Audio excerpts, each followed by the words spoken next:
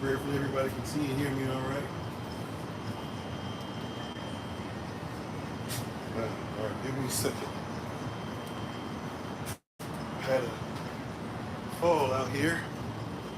Now I can't find a key to get back inside. I need to get back inside real quick. As y'all can see, it's hot. It's hot.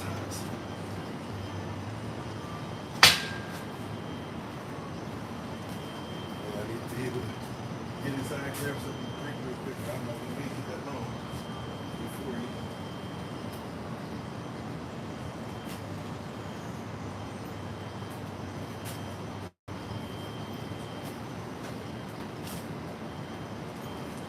Sorry, excuse me 1 second. I got to find this key.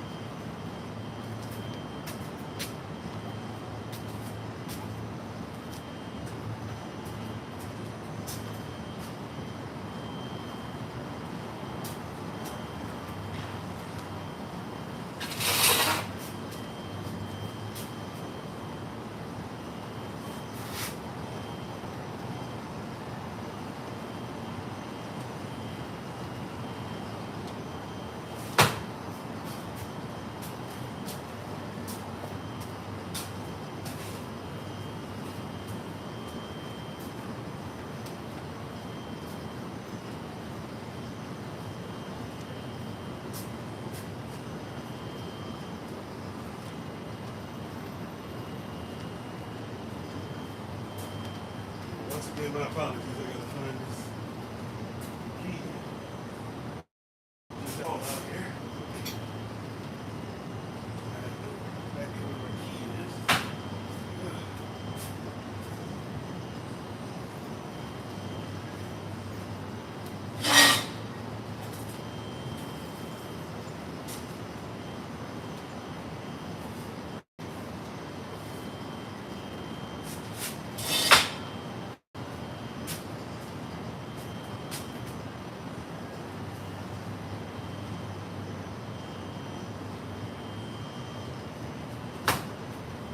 Well, maybe I guess I'm gonna have to go without water, so I can't find that key.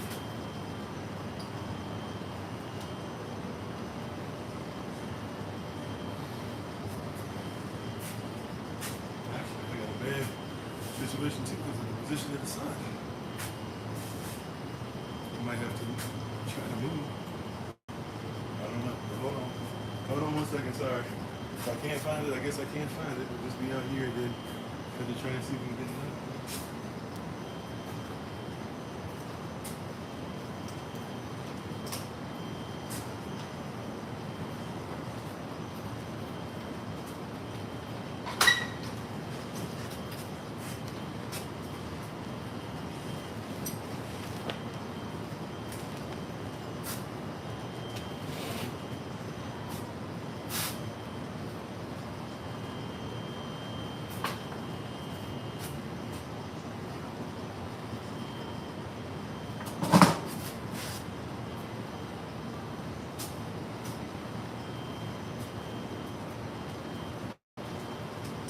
All right, well, I guess I just can't find the key. That's strange. It's nowhere to be found. The person who probably picked it up and just took it and didn't say that it was taken inside, which is odd.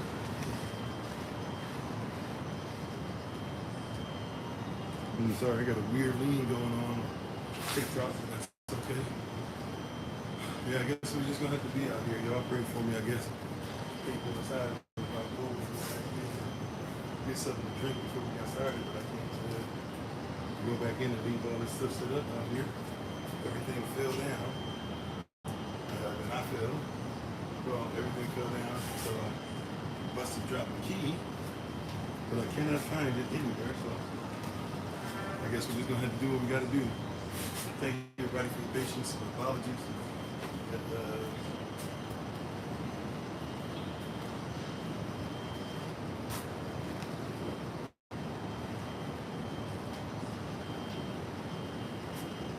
yeah, my apologies. I'm sorry.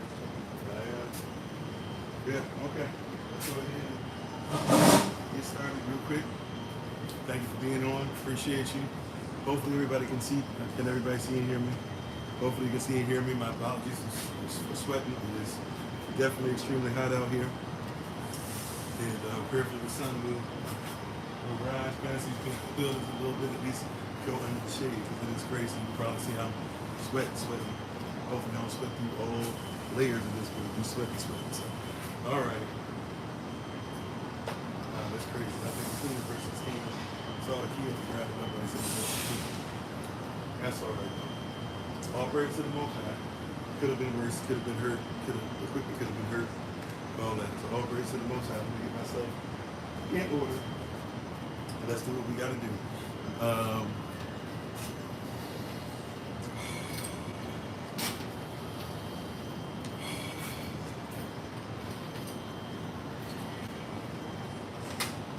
May the words of my mouth and the meditation of my heart be acceptable in His sight. He is our strength and our Redeemer, and it is in His name, which is His authority, that we pray, praise, proclaim, project, and protect today's message. Hola, mi nombre es Kofi, ¿cómo está? Bonjour, je m'appelle Kofi, ça va? Ni hao, namaste, usani ketumia, Ohio, I see you, Manut, Guan, Kimsa, Kimsamida, Aloha, Ciao, Ensemble, Brevet, Abarigani, Nako Abba, Madrase, Etisem, Jambo, Bibidi Kofi, the different Kupitana, the Wewe. Greetings, salutations, grand rising, top of the rising, good morning.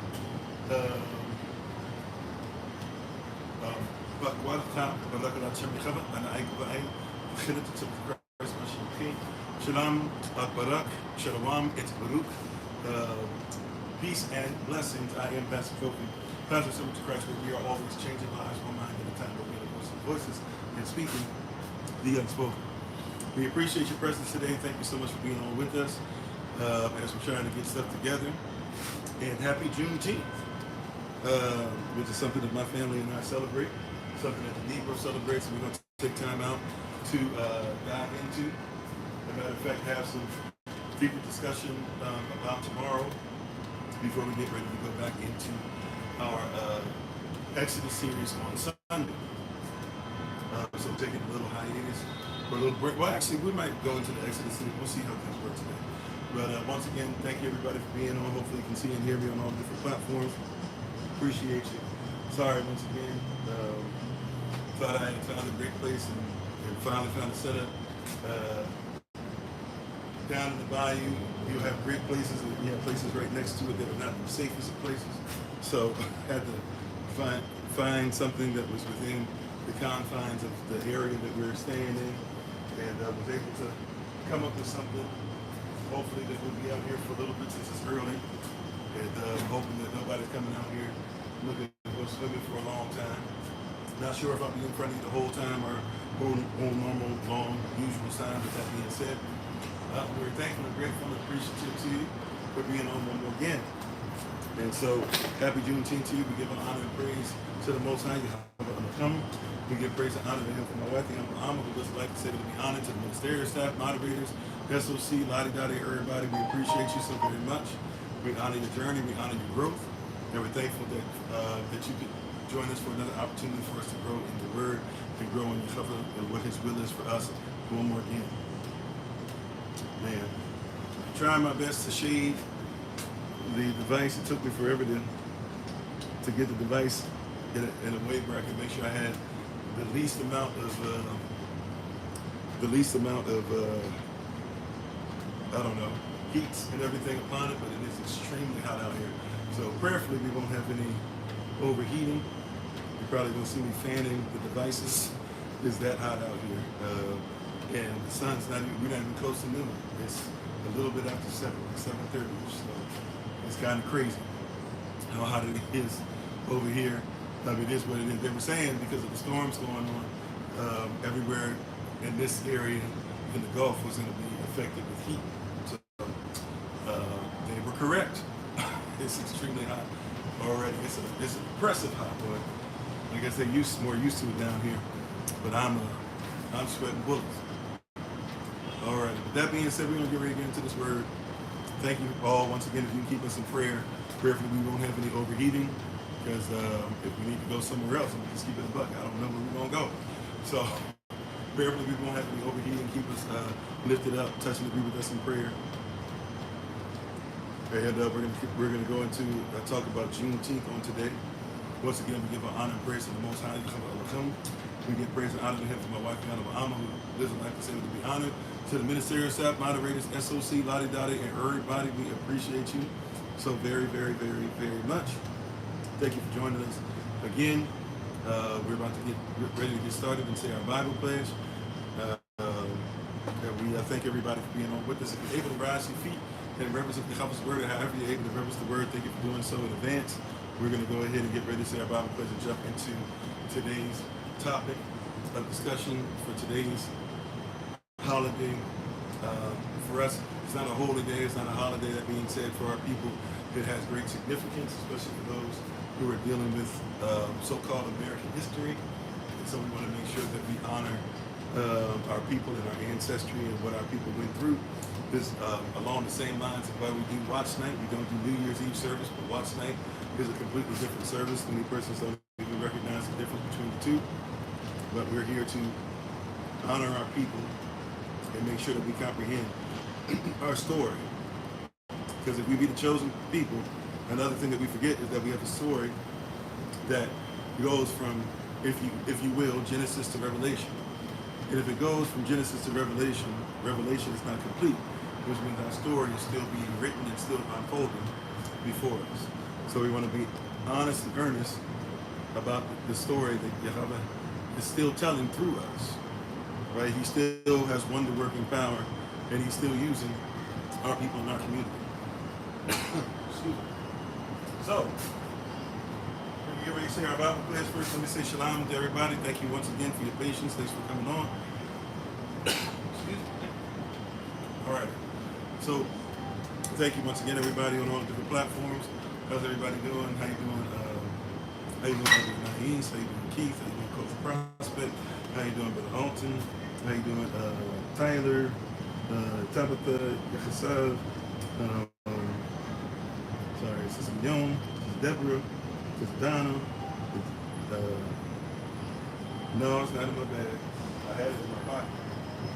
Then everything fell over, and I almost fell trying to catch everything. And ever since then, I haven't been able to find my key. So it was in my pockets. I'll look at the bag after we finish, I guess. But or I guess we're going to take a try. Anyways, but yeah, welcome to everybody. We appreciate you. Excuse me once again for trying to figure this stuff out. How you doing, Sister Tina, Sister Taylor, Ash, Tyler, Double OG, Triple OG, Mr. Steven, Daria Bush, Rodney, Sister Beth, Professor, Mrs. Brady, Mrs. Bree. And if I miss anybody who's coming on different platforms, whatever the case might be, church to my head, not to my heart, we're appreciative to have all of you on with us on today. Every single one of you. So thank you again. Thank you for dealing with me sweating today. Right? Hopefully that's not too much of a turn on. It is what it is. I could have at least brought some paper towels or something like that, but I ain't even thinking about that. So you're just gonna have to deal with me moving stuff out of my eyes today. How you doing, everybody? Thank you for being on. We appreciate you. That's love you with the love of Chava. And Shalom. Shalom. Shalom. We wish you peace. Chava's peace. So that being said, we thank you all, and we appreciate you all. Thank you again for being on today. So, on today, I'm sorry, we're going to say our Bible pledge. Did we say our Bible? No, we didn't. Let's say our Bible pledge, and let's jump into this Juneteenth message. All right. This is my Bible. This is my sword. And this is what I trust. from Yeshua is Lord. No sort of God shall ever be heard. But this is my Bible, and this is Yahshua. Shebekava, Amat, Shebekava Sham, his name's authority, let it be done unto us. You may be seated and go back to what you're doing in the presence of the Most High. Once again, thank you everybody for joining us on different platforms today. Again, just double checking. Everybody can see and hear me, right? Yes, no, maybe so. Everybody see and hear me all right? Yes, no, maybe so. And sorry for this tilt on TikTok.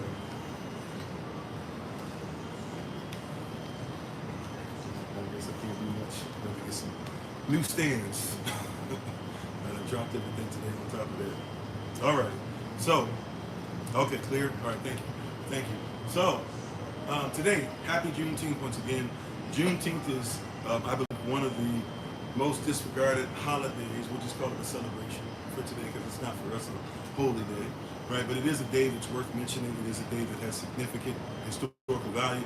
And it's a day that if you recognize what's actually going on in it, you recognize that a lot of stuff that we were fed about how so-called Negroes, which is us, so-called black folk, so-called abolitionists, whatever the case might be, everybody who fought for America to be free, you'll find out, as is often the case, that many things that we're taught and told are incorrect, and many things that really are not righteous are strewn about in some kind of weird way to say that they are righteous and that they're truth, and they're not. So what do I mean by this? What I mean by this is it's so that basically so basically for the United States Corporation, the United States of America, the thought process is that if it were not for Abraham Lincoln, and if it were not for the Civil Rights Movement, that basically black folk in America would not be free. If it was not for abolitionists, if it was not for certain black folk, but not many, we would not be free. And while we can say there is some truth to this, right? Whenever you talk about a lie, you have to know that there's some truth involved. How you doing, Sister Monica?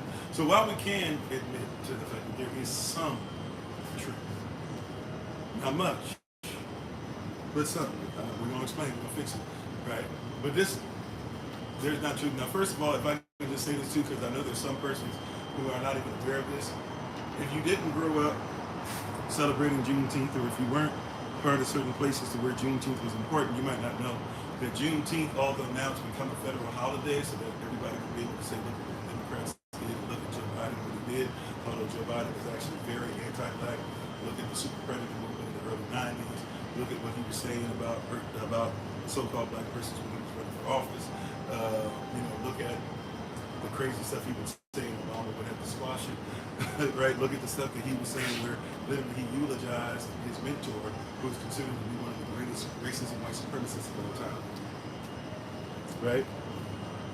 So that being said, right, we have this idea that many of us, because Juneteenth has now become a federal holiday, and therefore will become for many people like MLK's Born Day, or will become like a lot of other holidays that basically just mean persons get a chance to barbecue. But a lot of persons didn't grow up with Juneteenth. Maybe you heard some person say about it. Matter of fact, believe it or not, a lot of black churches, especially in, I'm trying to say the Central North area, that's what we call it, but what they call it, the Midwest. And some southern places too would have known about it, definitely in some churches in Texas. A lot of churches actually kept Juneteenth. A lot of black persons used to keep, or black groups around the United States of America kept Juneteenth. Matter of fact, there's some places in the Caribbean and stuff where Juneteenth was kept way before it was just signed into legislation, right? So Juneteenth has been around for a long time. Now, Juneteenth is supposed to be the celebration of basically the end of the Civil War, right? Which to a certain degree it is, right? It's basically when the last vestiges of slave owners had to run if they were going to try to keep their slaves.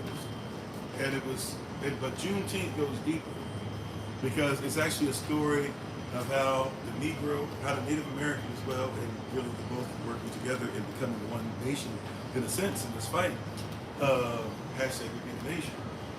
It's really a story of how, if we keep it a buck, this is really a story of how so-called black persons freed themselves.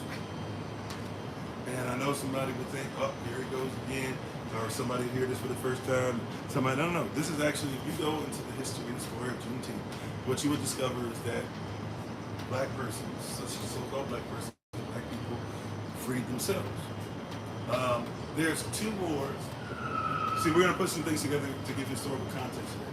There's two wars that a lot of persons dismiss because we only think about the Civil War. The Civil War runs longer than what persons think as well, because the Civil War is basically the continuation of the disagreement that was happening from colonial times to where should, white colonists, European, English colonists to be specific, should they start going into capitalism, right, as the main source of their income, or should chattel slavery remain the main source of income? That's something that predates George Washington, right? That's why you have Willie Lynch brought in to help persons, because slavery, they're losing what they call good economics, right? This is real. This is the truth. How you doing, Money Green? Right? This is truth. That if you go back and look, they were losing back in the early 1700s. Persons in the United States of America were not doing well with chattel slavery. Chattel slavery was the use of the Negro and persons with Negro features to ensure that they would go ahead and support and make sure that they could become property, so that they could be used to build up. Persons could use them to build wealth on things such as tobacco, cotton, right, flax. If you go where Harriet Tubman, if you ever get a chance to go where Harriet Tubman was raised and walk some of the places that she used to walk and go to the store, and she was actually hitting the head from and stuff like that. It's actually owned by a family now. The family is bought the land, and they are making money off it now. But if you look, all the flax and everything they were picking, it's kind of eerie. You'll see that everything's still there, and they were trying to make money off of it. But it became something where a lot of this stuff, especially because persons don't know how to rotate crops like we still do not, unfortunately. But because persons do not rotate crops, because persons were just growing the same thing, and even with cotton and stuff like that, a lot of persons, cotton is really, really bad for the soil to keep on growing over and over again and never rotate with anything else. So they were actually starting to lose money on the crop. Right? Matter of fact, a lot of persons forget that the cotton gin, it was not for the creation of the cotton gin, whether you believe Eli Whitney made it, whether you believe it was the woman that actually made it and patented it and getting told two men to make it for it, whether the slave made it, whatever the case might be, right? If it's not for the cotton gin, you're probably going to see chattel slavery be a tough thing to even keep in the South, because everybody's losing money. But your presidents, right? These Virginia slave owners, George Washington, Thomas Jefferson. I know I skipped John Adams. He was a slave owner too, but he was from up north, and he considered himself not to be a slave owner, although you can't live in the White House, at least at that time, and not be a slave owner. Right? With that being said, you have these Virginia slave owners, George Washington, Thomas Jefferson, Washington, Jefferson, Madison, Monroe. And you keep on going. You skip to number 6, go to number 7. That's Van Buren. He's a slave owner from the north, Dutch, but still slave owner, but still president. You go to Polk later on. You go to Taylor and stuff later on. Tyler. You have all these persons who come up, and these are slave owners. Many of them in Virginia, many of them went to school in Virginia, right, which will later become the capital of the Confederacy. But going all the way back to George Washington and those that had come before him, there was an argument as to whether or not slavery, chattel slavery, actually begins to, can continue. How you doing till daybreak? And I'm sorry, I asked the name till daybreak. I had it in my head. My apologies. I had it in my head, and I was gonna try and say it today. My apologies. Thank you for being on. Thank you for being faithful. How you doing, black man? Everybody coming on. So you have to recognize that Juneteenth, and even the way we look at chattel slavery within itself, we have to look at the fact that a lot of persons don't even recognize, thank you for the comment, a lot of persons cannot even recognize that Juneteenth, a lot of persons forget how much so-called black persons had to fight for their slaves, or had to fight for their own freedom, right? And and they don't recognize that this is a fight that goes back to the 1400s, the 1300s. Persons forget that Native Americans were being enslaved, and they've been mixing with the Negroes so much. Some of the Irish too have been mixing with the Negroes so much that nobody can tell the difference. They call them all Negroes, right? And you were fighting for your freedom. So while this long fight is happening within the capitalist / chattel slave owners, who are one and the same, we're just trying to see, should chattel slave owner, should slavery be how we get to capitalism, or should capitalism be how we use slavery? Right? It's really a fight amongst that. That's it. Which elites are going to be the main drivers of things. And either way, whoever had won, right, you were going to have restitutions. You were going to have reparations given. You know, they gave slave owners reparations in the North, and they gave, in a sense, it took a little longer for some, but they gave reparations in the South. So the slave owning families never really lost anything, never really lost any money, right? They just lost slaves, but eventually were able to get those slaves back, especially if we're talking about what happened during Reconstruction. But one of the things that we are not taught about this long fight is also there's two wars that we just skip right over that are happening simultaneously. They're really the same war, but they're, if you want to get technical, they're two wars happening at the same time. There's the Seminole Wars, which, if you're not aware, the Seminole Wars were not just happening in Florida, right? You can't talk about Seminole Wars just happening in Florida. If you know about John Horace, and you know the most famous story about John Horace, you know that John Horace fought for freedom across southern United States of America and even into Mexico, and that Mexicans are the reason why Seminoles were able to be free. A mixture of Native Americans and Negroes and Africans who came together to fight, but they were able to go ahead and fight for their freedom all the way in Mexico, when the United States of America tried to come looking for them because they wanted to make an example, because you can't be free like that. And John Horace and the Seminoles were able to go all the way there. So when you talk about the Seminole Wars are not just in a little neat spot somewhere in Florida, because that's kind of how persons just think about Seminoles.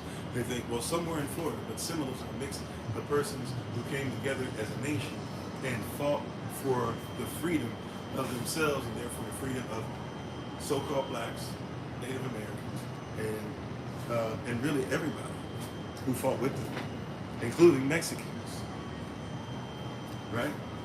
And Mexicans, although some of our Mexican brothers have forgotten who they are, Mexico, you fought with us against chattel slavery. Matter of fact, your second president, who was a Negro, your second president, who you said had nappy hair, right?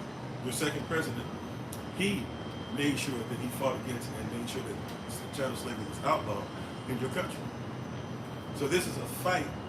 Persons call about the soul of America. This is a fight for the soul of the Negro.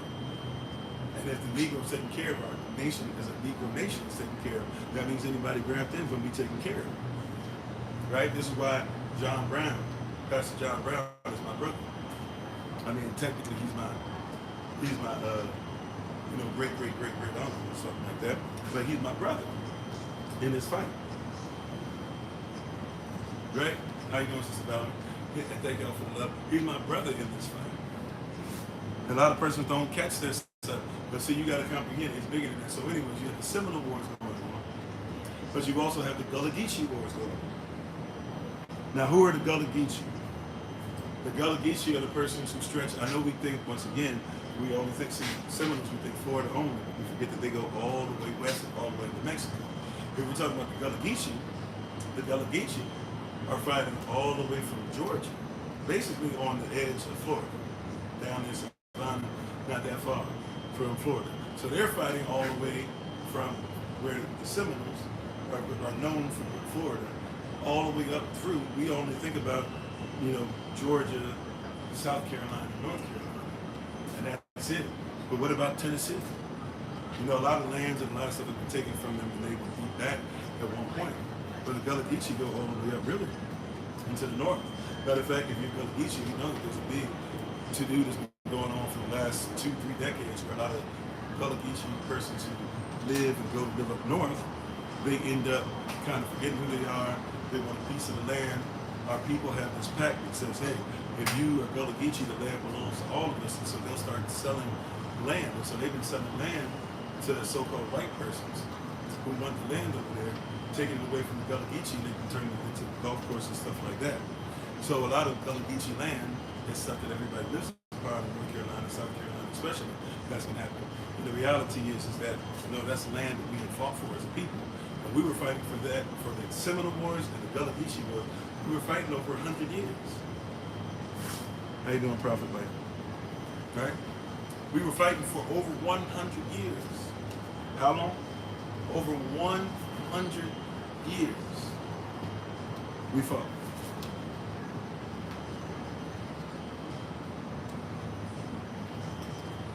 Excuse me. Right? It is important that we catch that now. For over 100 years, we fought. Not for 4 years, not during the Civil War only. For over 100 years, we were fighting wars that connected our people from all the way up north, all the way through Florida, all the way across, past Texas, Arizona, New Mexico, as we call stuff now, going into Mexico, still fighting. We were fighting for over 100 years. And persons missed the boat on this, right? There's the Kansas Wars. The Kansas Wars are going on where John Brown and them were fighting already before John Brown was hung in 1859. He's fighting the Kansas Wars from 1855, right? On losing children in the fight in the war, right? He's preaching and teaching against chattel slavery from about 1815, 1820 until he loses his life in 1859, 1860, somewhere around there, right? We're having persons who are fighting this war. There's not the Civil War. Remember, we do this weird thing. It's like if you have an argument with your spouse, right? How you doing, Sister Shirley? If you have an argument with your spouse, more than likely your argument is not just about taking out the trash.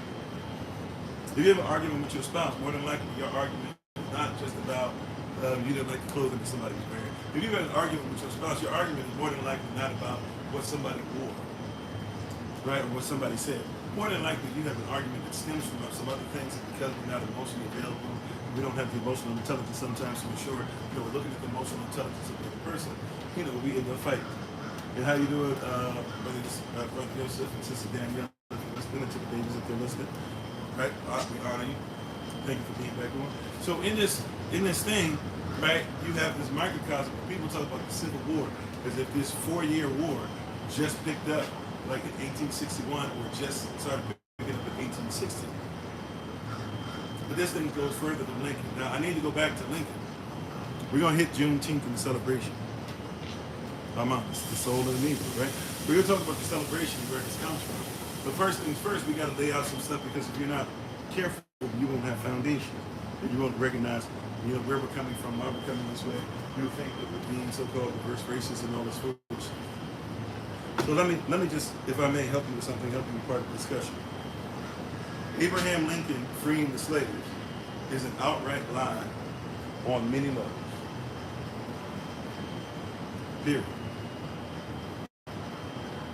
Once again, if it's a lie, every lie, if it's going to be a successful lie, right? If you want it to be a so-called good lie, you need to make sure that you understand that a successful lie is going to be something that has to have some truth in it. But Lincoln never freed the slaves. You freed yourselves. And when we say that, it sounds, once again, somebody says conspiracy theory and stuff, whatever. May I remind you that Abraham Lincoln made the point, and I believe this is in 1860, so this is the year he's running, right? This is the year he's running for the Republican Party, and he's gonna get it, and he's gonna run for president, right? This is the primaries here. Lincoln made it a point to say that it is an outright lie for anybody to say that his goal is to free the slaves. I'm gonna say it again. Somebody's not gonna like me saying it. Somebody gonna say, "Oh, you making stuff up." This, that. No. Lincoln is quoted as saying that it is an outright lie for anybody to believe that his goal or his responsibility or his mindset or his desire was to free the slaves. Did you know that? Like, you were taught that Lincoln has been trying to free slaves his whole existence. But Lincoln said that if anybody were to tell you about him and say that he was trying to free slaves, that they were outright lying.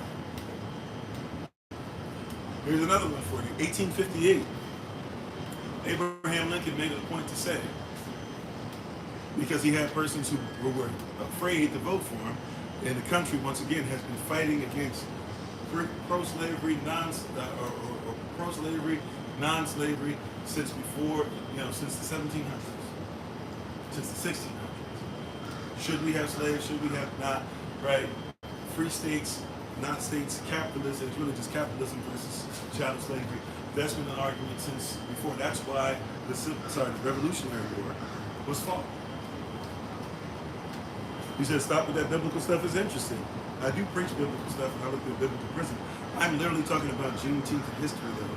And you're like, stop with that biblical stuff. Spencer, you gotta stay on track. You don't even know what you're talking about enough to have to come on and thank you, moderator. You can't even come on and troll right. Hey, you're talking about history. Stop with that biblical stuff. Oh, okay, I guess. You gotta work on your trolling. Right? I hope and pray that your Dunning-Kruger effect is not a result of you not being able to think correctly, but you're not even the right ball. Not today. Right? Okay, hope you have a safe day. Thank you for being on.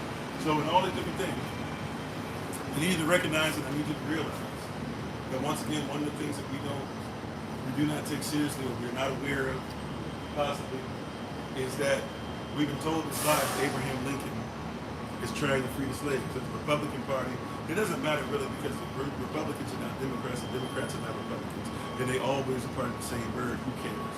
That being said, this thing that the United States was fighting for your souls as a black nation is a lie. Abraham Lincoln said in 1858 that if anybody thinks that he's trying to free the slaves, they need to know not only is he not trying to free the slaves, but that he believes that black persons do not have the mind of white persons.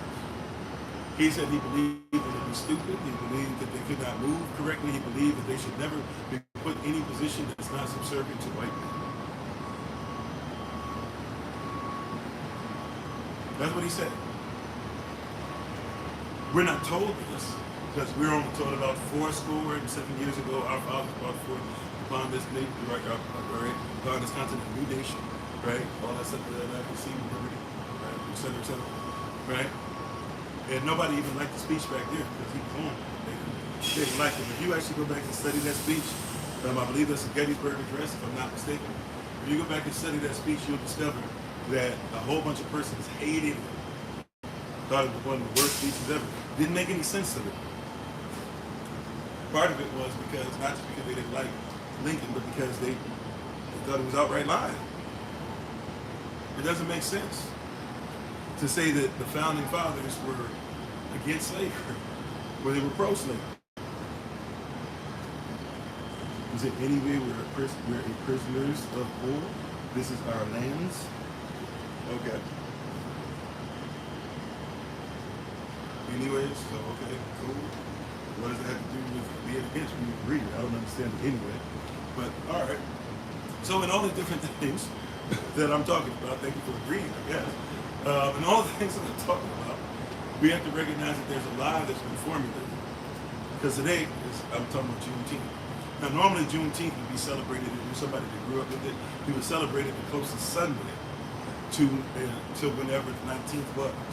It's Juneteenth, right? Nobody really knows exactly which day in the teens or somewhere around that date was when we freed ourselves in Texas. We're going to get to that in a little bit.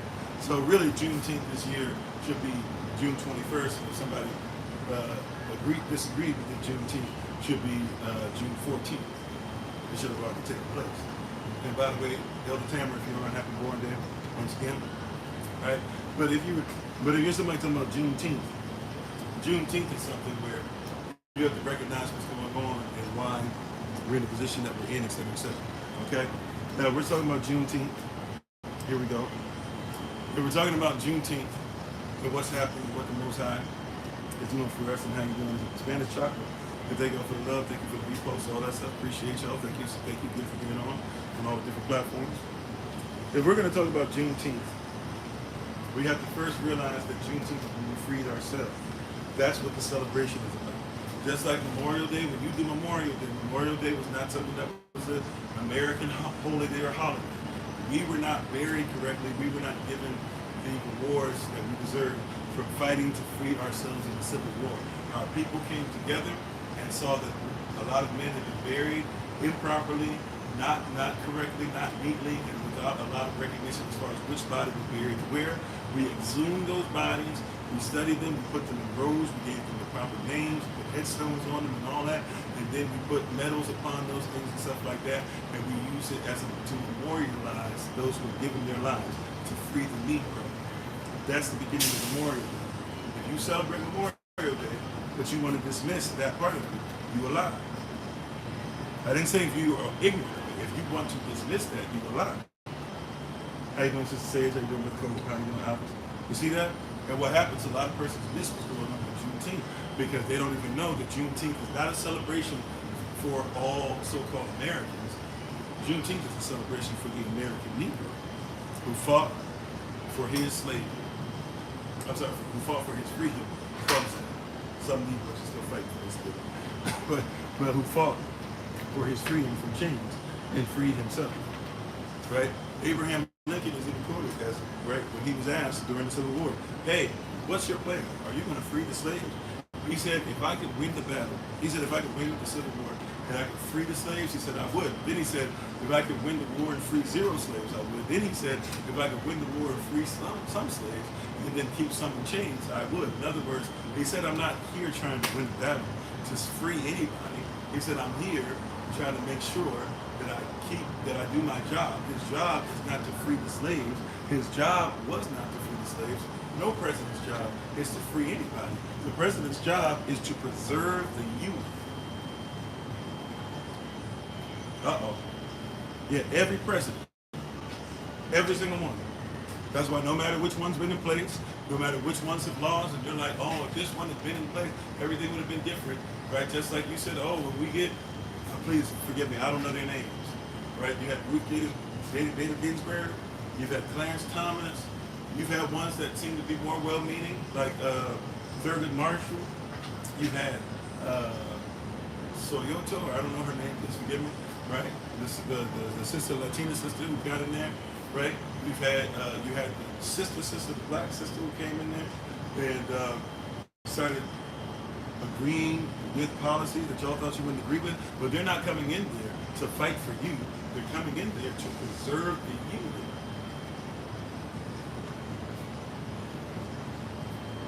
That's why they're coming in there. They're coming in there to preserve the union. Right? They're not fighting for you. They're really not fighting for much different persons anyway.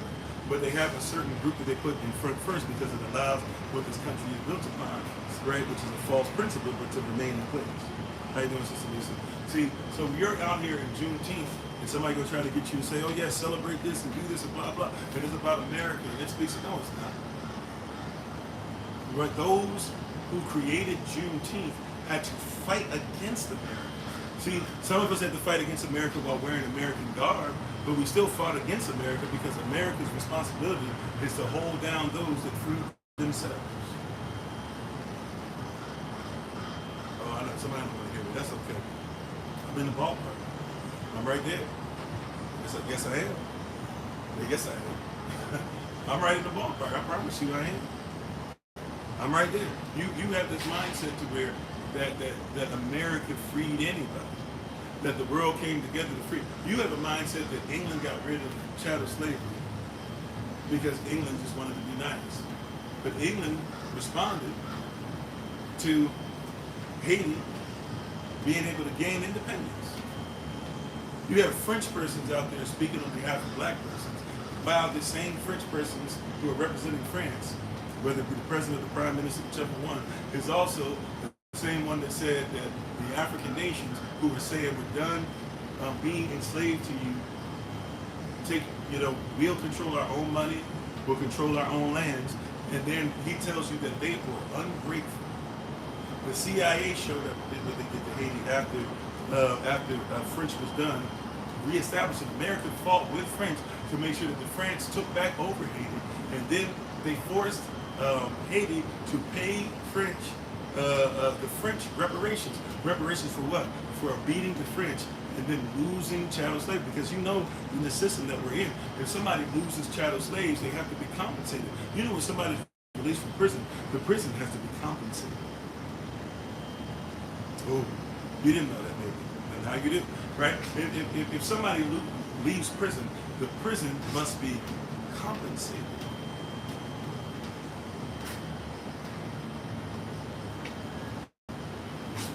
If somebody leaves chattel slavery, if somebody leaves prison, you have to compensate, right? While they're in there, you call it paying their debt to society. You don't know that somebody's in debt is a slave. If somebody's a slave is in debt. So when you go into prison, you were enslaved. There was a young boy, I forget where in the country this was. It might be Georgia, somewhere like that. There was a young boy, right? Now, he did wrong, right? He did wrong and took somebody's life, allegedly. But he lost the case. It seems like he did it, I don't know. Let's just say, allegedly he did it, or let's just say he was proven guilty in the court of law, right? He took somebody's life. They were trying to figure out whether they were going to give him the death penalty or not. So maybe it wasn't Georgia. I don't know. Did Georgia have the death penalty? I don't know. But somewhere, Georgia, Alabama, Mississippi, somewhere like that. And if you go and you look, they start having a conversation, not behind closed doors, in the courtroom. Because they're saying, they're him and the state. So the prosecutor representing the state and the judge representing the state start having a conversation about the young man who's trying at this point just to say, okay, I'd like to be able to stay off death row. And he has to sit there as chattel. Now, once again, he did wrong. I'm not excusing what he did. If he did, in fact, take the life of somebody, hey, he did wrong. Hear what I'm saying, though. You got to look at the conversation. Everybody around him in the courtroom is having a conversation specifically about, hey, should we keep this young boy, like 19-year-old, I think, alive? Or should he go ahead and stay in prison for the rest of their life? Now, I'm going to ask you guys in the chat, help me out. You might even know about this case, you may not. Ooh, it's finally a breeze, praise God. A small one, I'll take it. But I want you to just take a stab, take a guess at it. You might not get it, that's okay. But just take a guess. Take a guess. Why do you think they were arguing that the young man should be kept alive and not taken out? Why do you think that this young man supposedly committed murder, lost in the court of law? Why do you believe that this young man, they decided that they would keep him alive and not take his life? Take a guess. Anybody want to take a guess? That's right. You got it, Jose. How you doing? To put him to work. You got him on the first guess. They were having arguments in the court and literally were saying stuff like, this is due to an auction block. This is what they said, Sister Greta. They were like, hey, he's young. Yeah, he be able to do stuff for a while. Yeah, at least, he might be able to last like 3 decades, 4 decades. They're talking about him like that in the courtroom. No shame. Because that's who you are. You think the persons who speak about you like that are the persons who freed you? You think the persons who paid for Willie Lynch to come over to his family, that's why you have a place called Lynchburg in Virginia? You think Willie Lynch was invited to come over there and give this great speech to make sure and give a sermon on Christmas Day about how to ensure that you kept chattel slavery in process and how to make sure that you could keep it and make it good economics? Because all of the families, even at that time, were losing money because chattel slavery doesn't bring anything in, and they weren't able to keep the mind as much as we think that all the slaves just were balls. There were a lot of slaves who were fighting against their masters, and they were trying to take their lives, and they were taking the lives of too many of them. And so before they, right, so he should come over and tell them not to take their minds or take their lives, but to take their minds. And he had to teach them not to go ahead and force them into this, but force their women and men to breed. And he said, you don't go ahead and kill all of them, but you kill the ones that are the men that are leaders, and then the men that are left over, you beat them to the point to where they never want to become leaders, and you beat them to the point of death in front of women and children, to where the women and children will never see leadership in their own men, and they will constantly look for everybody else's approval, and they'll eat, and he said, we'll raise them like horses, and we'll reverse their roles, like we reverse the role of the mayor in the stag, right? We'll have the mare, we'll have the female horse raise her horses and make sure that they bow down to us. It only is there for to get your physical needs met, which means that we get more horses bred. How you doing, Sister Minana? That's right, that's sweat equity. How you doing, Big Brother Thomas? How you doing, Sister April? Like this is what you think those persons, those families who still have the money. Let's stop doing this thing like, oh, chattel slavery ended. No. Chattel slavery exists as long as these families still make money off of it. Stop telling me chattel slavery ended. Stop telling me chattel slavery. And that's like when you tell me the Roman Catholic Church lost power. It's like, or I'm sorry, Rome lost power. No, there's something called the Roman Catholic Church. And by the way, there was Eastern Rome too. That's why you got to track the Turkish Empire and the Ottoman Empire. Right? You got to know where that money was. We got to know who's still in charge. Y'all think the persons only got rich off of oil and that nobody had, no, look, these Arab persons, they look at what they look like, look at where they come from, look at what they were before they were called Muslims. You think they just popped up randomly? No, this is the same money. Right? Follow the money. That's what they teach you. They used to teach you that. Follow the money. Right? Even the Bible says, right, where your treasure is, that's where your heart is. If somebody want to tell me that they really believe in something, let me see where they put their treasures at. If y'all is your treasure, we'll see. If health is your treasure, we'll see. If taking care of your children is your treasure, we'll see. Fighting for freedom is your treasure, we'll see. Right? If that's your heart, your treasure goes there. If that's your treasure, your heart goes there. That's right, we follow the money. If I follow the money, J.P. Morgan in the 1800s, 1900s, and the 2000s, and the 1700s, complicit. Not just complicit, made a bunch of money off. Why are we going to pretend like they did? It's starting to change now, just now with the 2000s. But don't forget about not the Rothschilds. What's the other R family? There's another R family, right? Not the Rothschilds. How you doing still? Still in tune. Thanks for being on. Right? What's the other R family? Not the Rothschilds, but somebody else. They were the other R family, and some of the Rothschilds too, but the other R family are the ones who, Rockefeller, thank you, Rockefeller. The Rockefeller family are the ones who own all of the hospitals. So if you go to a hospital, you're dealing with Rockefeller. So if you want to talk about health issues and stuff like that, you're talking about a family.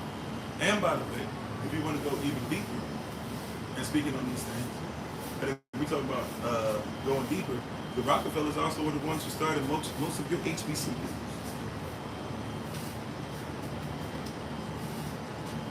That's right, you follow the money, you find the thieves. The Rockefellers are the ones who started most of your HBCUs.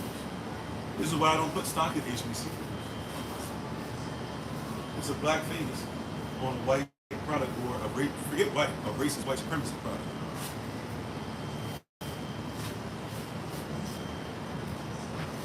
They own New York, that's right. So you can't talk about that stuff without talking about the Rockefeller family. So even with the HBCUs, instead of whatever, the HBCUs are nothing without the Rockefellers, right? The Rockefellers are the ones educating you. So no wonder we're not being educated on how to get out of this. We're being educated on how to make sure that we run this for them. That's why your babies are sent to school. When is the last time that your child was sent to school and came out and said, you know what, Mom, I've got the tools because of what I learned in 3rd grade, I'm ready to start my business. When's the last time a child went to kindergarten and said, in kindergarten, I learned how to make a lemonade stand?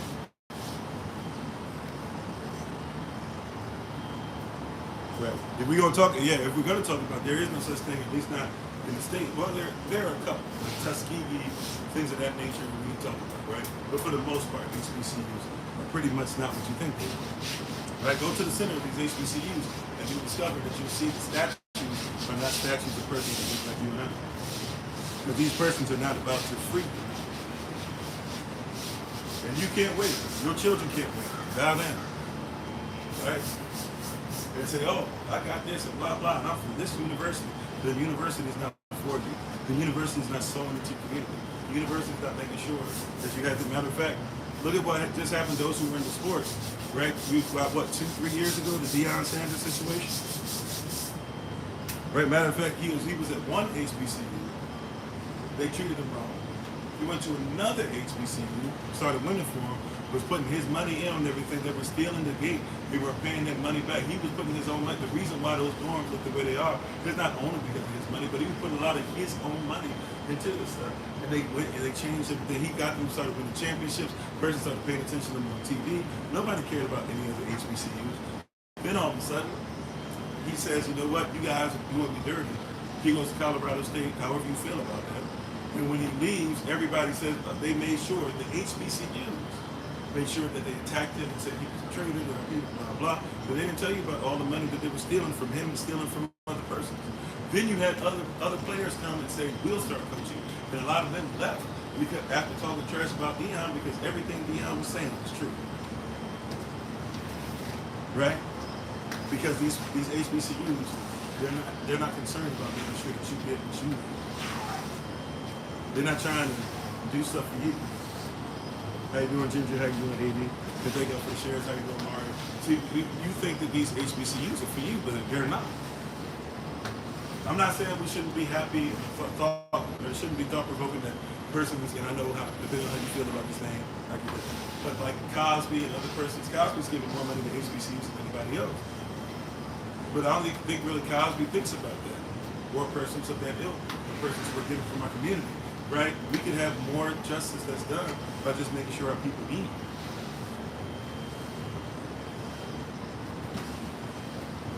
Right? By just making sure our people are eating well. We could have more things done. If your brain works better, we could have. We get some of this pork out of our diet. That's a little beside the point. I won't go into that. How you doing, B-Ship? Right, B-Ship. So, and all these different things that are happening, we don't want to have this discussion. But this is reality. This is the real. This is honesty. And Juneteenth, you got to recognize Juneteenth is not an American holiday. Juneteenth is a celebration of the freedom of the Negro by him fighting for the soul of his own people, the soul of her own people, the soul of our own people, and making sure that we won our own freedom. It was forced. Okay, watch this. Abraham Lincoln, we just told you a bunch of stuff about it. By the way, Abraham Lincoln was a Melungeon. Shalom, Elder Tamara. Happy born day to you once again. All praise to the Most High. Right? Abraham Lincoln is a Melungeon. What's a Melungeon? Beloved? If somebody says a Melungeon, that's old school hatred right there. That's an old school hate word. But what's a Melungeon? See, we don't want to teach person. We need to teach our children this. Because I know it's hateful, I know it's spiteful. It's not our hate, but it's the truth. We need to make sure they know what persons think about them and what some of their grandparents and great-grandparents might think I've thought about before they were born. What's a Melungeon? Melungeon is a fancy way of saying mixed. Right? It means that you really, technically the type of Melungeon Abraham Lincoln was. He's talking about that you are a third this, a third this, and a third this. But Melungeon ultimately is a fancy way of saying that you mix, usually talk about white and black. Abraham Lincoln was mixed. White, black, and Native American. White, African, and Native American, white, Negro, Native American. And he hated himself. He even talks about, once again, these are things that nobody's going to teach and put out there, but these are in history books still. I know they're getting phased out. But you can still find in some history books where you'll see that Abraham Lincoln says that it was lawful, it was legal for his father to treat him as a slave. Why would it be legal or lawful for Abraham Lincoln's father to treat him as a slave? In the United States of America. What was he in? Was he in Kentucky? Was that where he's from? Or that's where the log cabin was. I forget where he was born. But why would it be legal or lawful for his daddy to be able to treat him like a slave?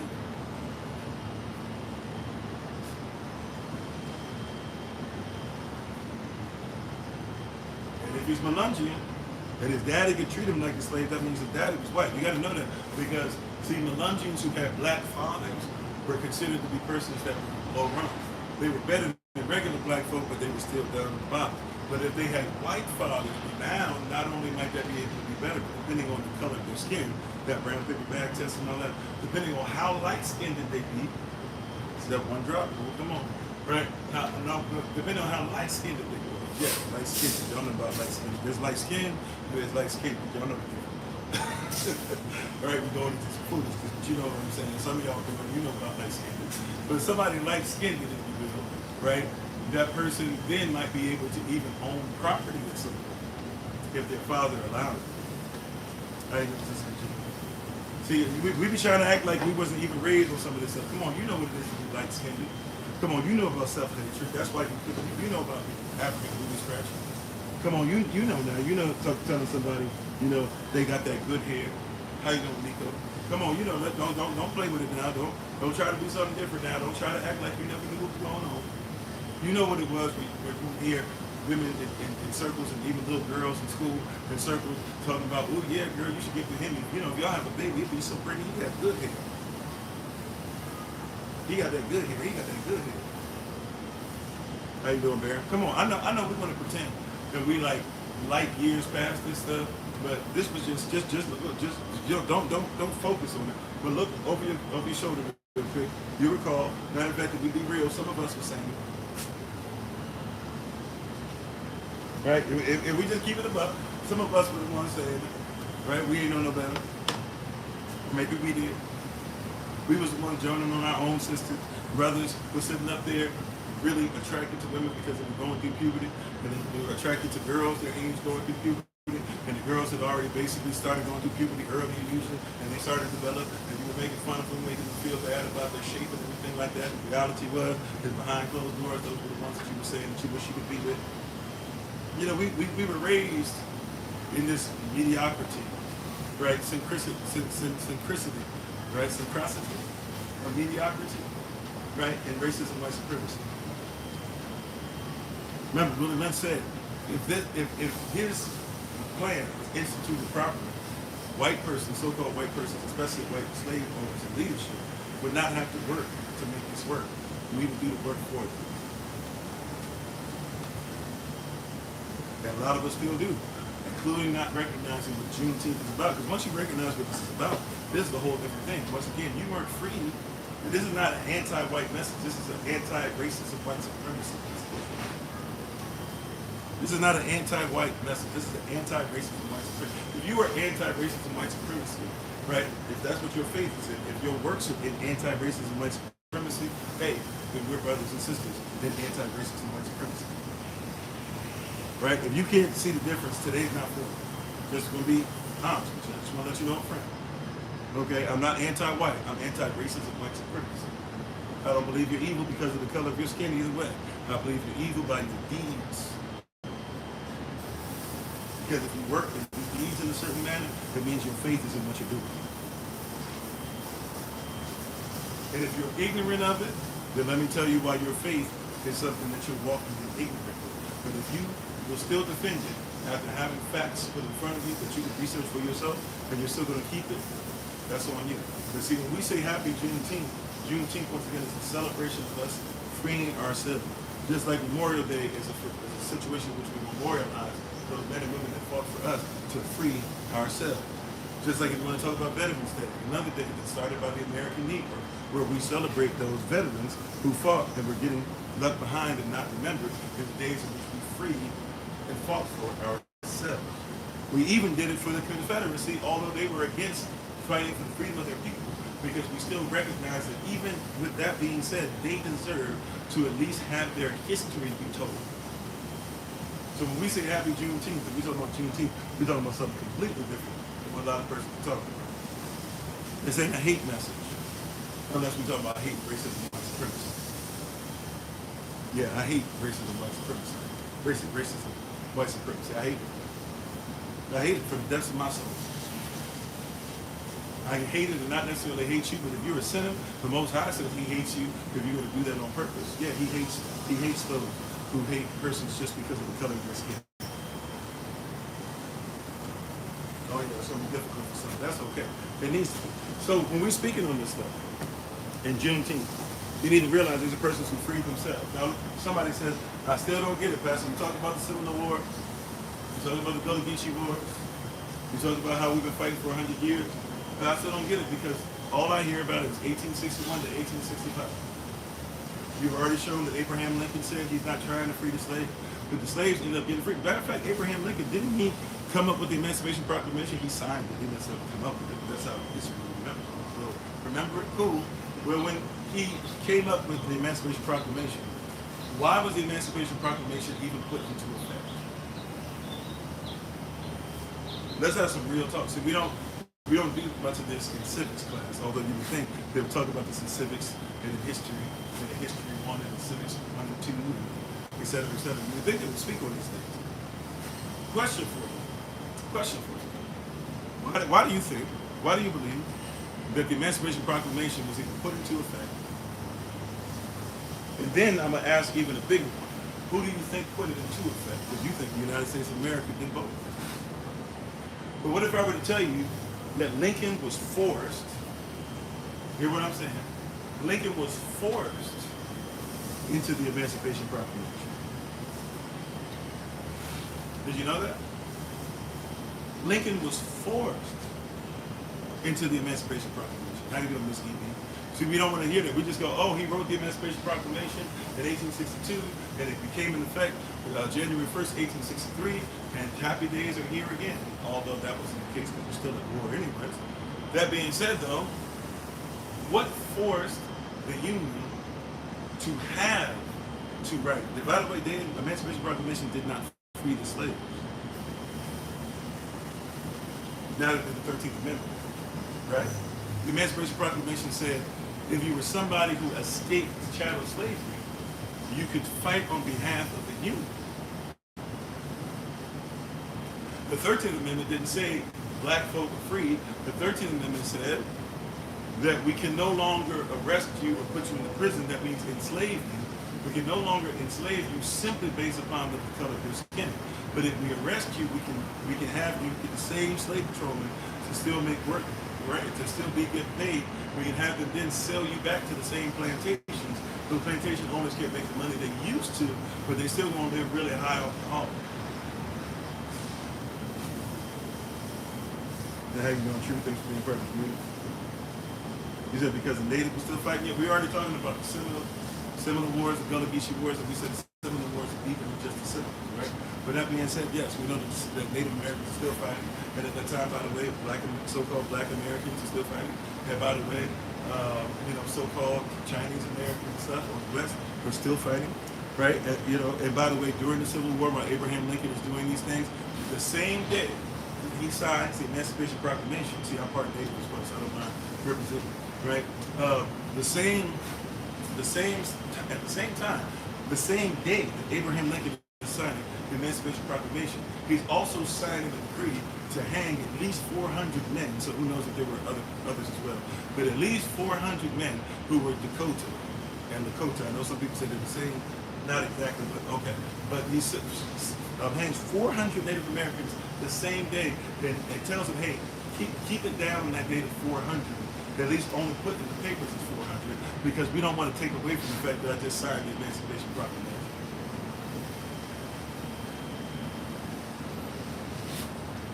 The same day. So yeah, I'm here. We here. I promise you, we're going to hit it, right? I ain't going to try to do it. But yes, why is it that Abraham Lincoln is forced into signing the Emancipation Proclamation? Right? Why is he signing? Why is he forced to sign the Emancipation Proclamation? Abraham Lincoln is forced to sign the Emancipation Proclamation because 500,000 Negroes from the South are free. They ran for their own freedom, and so generals who are of the Union are telling Lincoln is saying, he actually told them, they said, what should we do with all these slaves running around up here? He told them to send them back. Remember, Abraham Lincoln is quoted in 1858 saying that he thinks the Negro is not intelligent enough to be where they are. He's a self-hating Negro because he's a Melungeon. His daddy was white, treated him like a slave. They were freed and becomes who he thinks he is. Remember Mary Todd, who he married her partially because she had slaves. Just as every president through the 18th president had slaves because they were in the White House. This is, I'm not saying anything that you can't just read a book, right?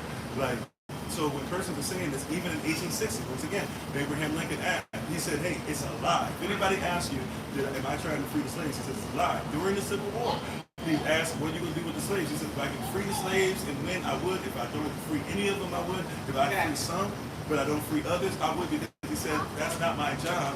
My job is to preserve the union. You hear what I'm saying? You dig what I'm saying? This, but the mindset that we've been given is that Abraham Lincoln and the United States is doing all this stuff. They are not pro-you. They're not trying to free you.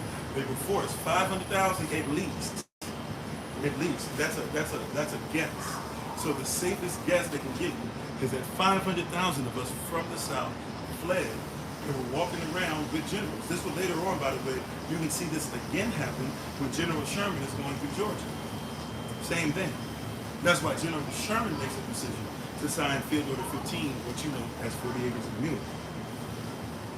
See, this is a war for us to free ourselves. I'm not going to say there's nobody that worked with us and fought with us, but what I'm saying is that there were a lot less, even abolitionists, were not comfortable with our freedom. There were many abolitionists. This is John Brown tells us this. Pastor John Brown, we'll put some respect on his name. Right? John Brown tells us this when he's like, hey, you guys can't have these persons coming to the Underground Railroad and they're not being treated righteously. They're not being treated with respect.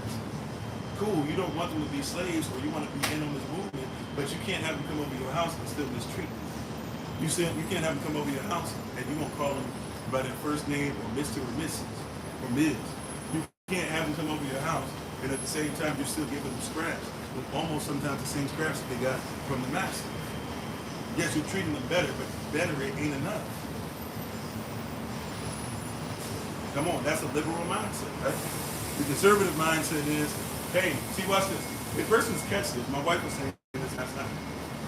If we ever really understood about Juneteenth and what it is, and that Juneteenth is when we freed ourselves, it takes away a lot because what happens is that now, instead, what happens is persons come to you and they say, man, it's so great that we freed you. But if you know what Juneteenth is actually about, then you recognize you didn't free nothing. I'm not saying that you couldn't have helped, but we fought for our freedom, right? And then if you open yourself up to that, then you got to start reading about more than just Nat Turner. Nat Turner, by the way, who was a pastor, who was a house Negro and didn't know it, being taught the Bible by the racist white supremacists. Just like, by the way, if you do some research on the Savannah Church, the African American Savannah Church that has Hebrew characters written in the pews. If you do some research about that, they believe the same thing. That's what you were supposed to teach, or at least that's what you were supposed to preach. It was unlawful in the state of Georgia. If you do your research, you could not preach any sermon in a black church, even a free black church. Free black churches definitely more legal, but especially the slave black churches, it was unlawful to preach anything other than slaves be obedient unto your masters. They changed the Bible. See, that's a slave Bible rhetoric. It was unlawful. That means every Sunday they were supposed to preach a sermon around slaves. When they took out Esther, when they took out anything in your Bible that said, hey, we fought for freedom. This is one of the reasons why you guys sitting up here don't realize that the Roman Catholic Church still has in their Bible at least 14 of the missing books in it. They have 80 books total. You still only have 66. How did that happen? How is it that you're Protestants? How can you be Episcopalian and be Roman Catholic and somehow you're missing something? Because on the Episcopalian side, you were chattel slave owners to the point to where you had decided to literally be a iconoclast and take out words of the Bible to ensure that you can have racism and supremacy. That's why, see, look, watch this. You can't talk about Feast of Dedication, Hanukkah. You can't talk about Maccabees, first Maccabees and second Maccabees, unless you're talking about freedom. And by the way, everything in first and second Maccabees is 100% accurate. Historians will tell you. Or what some historians will do if they don't want to say that, they'll say, well, we don't know if all the history is true, but the history we have that's written says that what the Bible says is true. Or what, they won't call it the Bible anymore, they have to say it's apocryphal. But it used to be just in your Bible. It used to be you turn in your Bible, and you wouldn't say, I'm going to the Apocrypha. You would just turn in your Bible, and you would go. So first Maccabees, second Maccabees, the same way you go to Exodus, the same way you go to Timothy, the same way you go to Revelation. So nobody wants to tell you that persons who got free. Nat Turner discovered that there was a real Bible. Went and read the book of Exodus for the first time, and although he didn't do what it said to do, granted. However, that's what got his mindset to say, we're going to free ourselves. I'm going to be the modern Moses. The Saint Levatur, down in Haiti. He was living in the United States of America, by the way, when the Haitian Revolution was going down. He decides to leave his home and his manor and the people that he saved, because he's owned slaves, but he owned family members so that they could be free.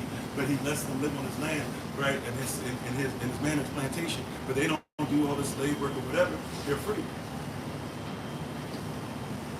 But then he goes back to Haiti to fight the revolution for his people, because he read the Bible and read about Exodus and said, oh, I'm Moses, and became that. Right? I'm not saying that he literally became Moses, but that's what in his mind, hey, why can't I be Moses of my people? But they're still taking away. We forget that, look, Harriet Tubman, great American Negro, right? And you only were taught for the longest, including even in the movie, you're only taught about how Harriet Tubman at the most freed, 104 slaves? A lot of her family members and stuff like that. We forget that Harriet Tubman, they would not give her the official title of general, but Harriet Tubman basically was a general and fought in the Civil War and was going around freeing her people. She was leading a bunch of our men into battle, freeing our people. Do you think that was them doing that? Harriet Tubman, besides those two things that I mentioned as well, Harriet Tubman went around and spoke to our people, freeing their minds. Harriet Tubman is responsible for a lot of the freedoms that women have in general throughout the whole day. Harriet like Deborah, I can see that. I'm with you. Right? Harriet Tubman freed so many persons, nobody knows how many. And if you ever see a life-size statue, Harriet Tubman like 4'10", 4 foot 10 inches. I was standing next to it, I'm like, this woman like this. But the power that she had, I was sitting there saying to myself, man, what kind of power, where she get this much power from? She talked about the Most High, and she was called Moses. It's so interesting that we keep throwing away the Bible and throwing away our belief system, but it's through our belief system and it's through this Bible that everybody keeps saying only helps the so-called white man, that a whole bunch of black persons got free. How you gonna talk about Gullah Geechee and not realize that you gotta talk about the Bible, you gotta talk about biblical, you talk about belief, you gotta talk about being free. Through the belief, how you gonna say Beverly? I mean, I didn't say nothing out of school. And forgive me, is it Tania, Tanaya? Forgive me for being on. Thank y'all for the love, thank you for the repo. How you doing, Living Word? Living Word. Living Word Bible class. How you doing? So, this is Juneteenth. Oh yeah, I would have freed more. I would have freed more people. Would they have just known they were slaves? That's what Harriet Tubman said. She said, I could have freed more of my people, but they didn't want to be free. They didn't even realize they needed to be free. They didn't realize that they were what? That they were slaves in the first place. Harriet Tubman said that. She said, I would have freed a lot more of these jokers. You know how we got to deal when we're dealing with our people, stiff-necked people, the person that don't want to do right. She said, I would have freed a lot more of y'all jokers. I would have freed a lot more of y'all Negroes. Right? But I couldn't. Because y'all don't even think you need to be free.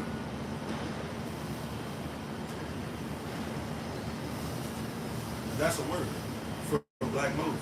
I'm not trying to say Moses is black, we know that already. Anyways, we're using this social economic construct. But I'm talking about Black Moses, Harriet Tubman. She said I would have did a whole lot more. Thank you for being part of the community tonight. Excuse me. I would have done a whole lot more for our people had they even known they were enslaved. It's so interesting that nobody even knows who the Negro is. You can't talk about the Negro unless you know about the Negro that was done in the Spanish Inquisition, because they wouldn't give their wealth to those who enslaved them, and they were forced to become Roman Catholic and put down their Torahs. Persons who were of swarthy complexion, who had locks, who wore hoodies, who were on street corners, who put poetry over music on those street corners, who were into women, meaning that they weren't into going back and forth, because the word, and the Torah, and the doctrine, and the instruction they lived by was proper. Right? These Negroes were put in ghettos in the 1500s. And then it became illegal to say who they were. So now you think Negro means black because they looked for slaves was they couldn't find Negroes anymore, right? Because that's what they went looking for in the land of Ashur. Christopher Columbus sold to that.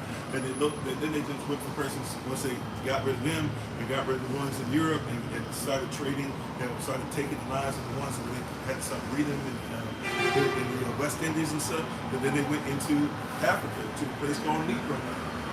Look at their maps up to the 1700s, a place called Negro Land. They're right underneath that, a place called Guinea. And in both, they keep telling you that they're running to Negroes, or what they write out there, Israelites, of the lost tribe of Judah, the lost children of Israel, tribe of Judah, the castle of Israel, New Israel, etc. All these places with these names.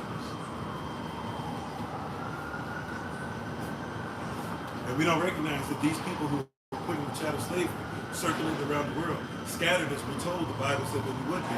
Now all of a sudden we don't recognize that, wait a minute, these persons are coming back and they're trying to become one under the law, under the word, which is only scripture, it's only biblical. The second law, or the reiteration of the law, which you call Deuteronomy, says that very thing. That's right. They're still enslaved in their minds. We're still dealing with the Negro, we're still dealing with the Israelite, we're still dealing with those who are saying they want to be grafted in, but aren't really willing to look at the fact that racism is attached to the beast, because the beast has 7 heads. The beast is the government that's evil, that's wicked, right? How you doing, your friend, to notice? And you have to go back, you have to say, okay, well, if that's what it is as far as this beast, who are the 7 heads? Kemet? Who did Kemet enslave? The Negro. All right, well, who's up next? Assyria. All right, who did Assyria enslave? The Negro. I'm not saying they didn't have other groups, but hear what I'm saying. Every single one of them enslaved this one people. Who's up next? Babylon. Who did they enslave? The Negro, the Israelite. Okay, who's up next? Well, we have the Medes and the Persians. Who is it that they enslaved as well? The Negro, the Israelite. We have the Greeks up next. Who did they enslave? The Negro, the Israelite. We have the Romans up next. Who did they enslave? The Negroes, the Israelites. We have Christian nationalism, Christianity up next. Who did they enslave? The Negro, the Israelites. 7 heads of the same beast. Racism is attached to a wicked government. Why would you not fight against it? It tells us that this beast, right, has a false image that's put up to be worshipped, and that there's a false prophet, right? There's a second beast, a false prophet. These false prophets preach the word to where they're supposed to have a form of Elohim, but have no power. It says they have the horns of the lamb. They look like the lamb in a way, but if you pay attention to what comes out of their mouth, it says that they sound like the serpent, they sound like the devil, right? The same devil that the people, the water, right? The people go by his words, and those people built the government, the beast to be after him. The second beast simply preaches a message to get you back to them. That's what the second beast does. That's what a false prophet does. Is they're preaching a message to get you right back to a false, wicked government, and a false, wicked system.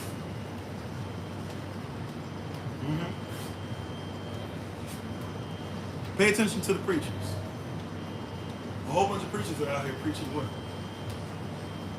Preaching pro-Israel. Pay attention to the preachers. What are they preaching? Preaching homosexuality. Homosexuality, does that allow your people to become like the stars of the sky, or does that make sure that it's a stumbling block to them? Pay attention to the preachers. Hey, we need to make sure that we're allowing women to have that A word that rhymes with extortions. Where in your Bible does it support it? What are they uplifting? It's a tough message to receive, because we have to actually admit that, wait a minute, we're doing things incorrectly, we're doing things wrong. But it's a stumbling block to Israel. It's called Balaam doctrine. Numbers 22, 23, 24. You can look it up in Revelation. That means that's the New Testament, Revelation chapter 2, verse 14. Any doctrine, any instruction that's a stumbling block to Israel is warned against. In that Pergamon dynasty and the third assembly of Pergamon, you're warned against it. And yet persons are still allowing it and doing it. Don't even realize that they're slaves in their mind. It's hard to free people to want to fight for slavery rather than fight against it. Our people are free because we kept fighting against it. Now, by the time we get to Juneteenth, the actual Juneteenth piece that everybody loves, or what everybody can celebrate today but not really recognize what's going on, by the time we get to Juneteenth, what you're seeing is that the hundreds of thousands of former slaves have forced Lincoln into this conundrum And so they basically write something to say, okay, we still don't want them to necessarily be like us and to be citizens and all that yet.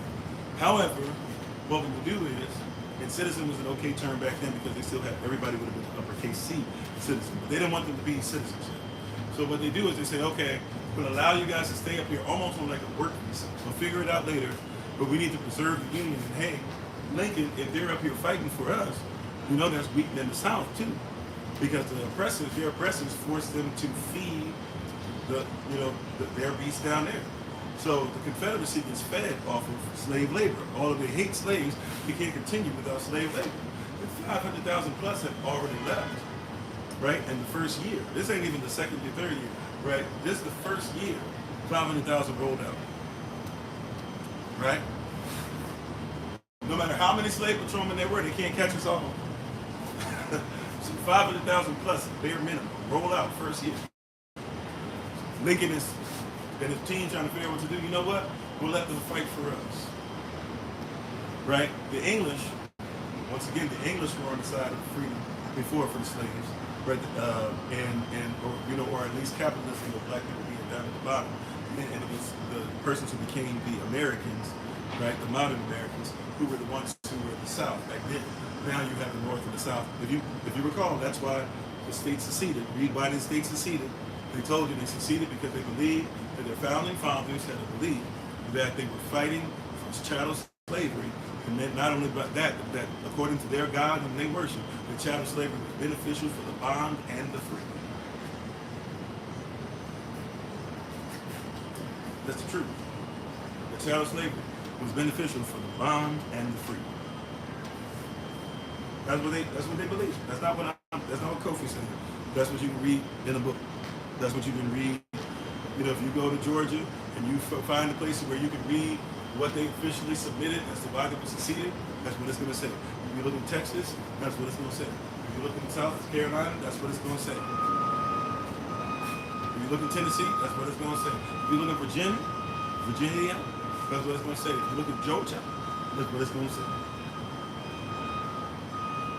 I ain't telling no lies. I'm telling you what you can look up. So when you look up, that's what they believe.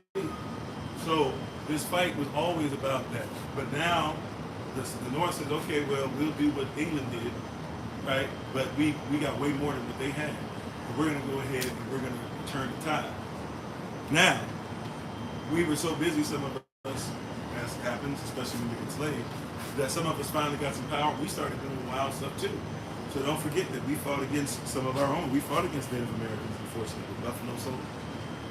We went over to places like California with some of those other, groups and took out Native Americans. We did. We forgot. Just like when we had a chance in the 15th Amendment, and they finally were like, oh, okay, y'all can vote. And we forgot that our women weren't voting. We didn't say, we're gonna ride for our women. We're not gonna start just voting. We're gonna make sure that they get a chance to vote. We forgot.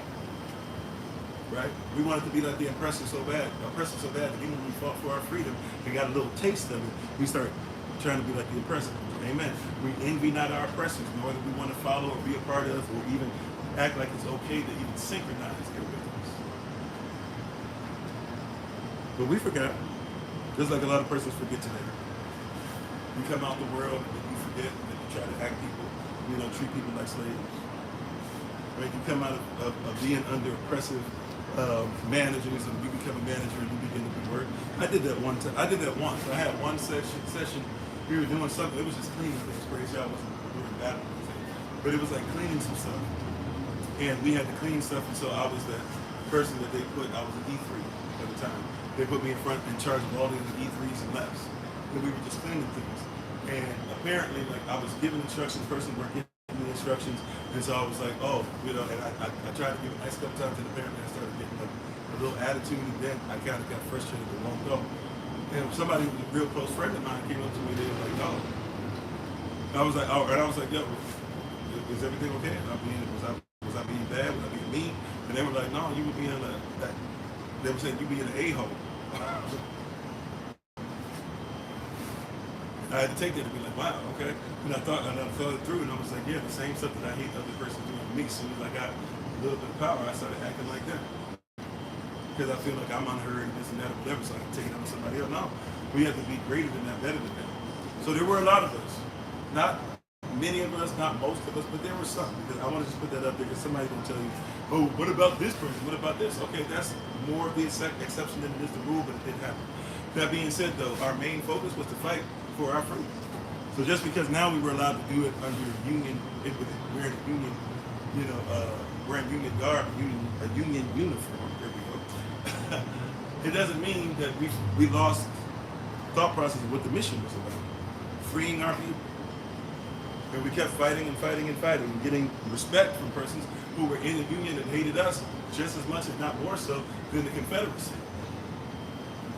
Just like we had to do with the Tuskegee Airmen and others down the road, right?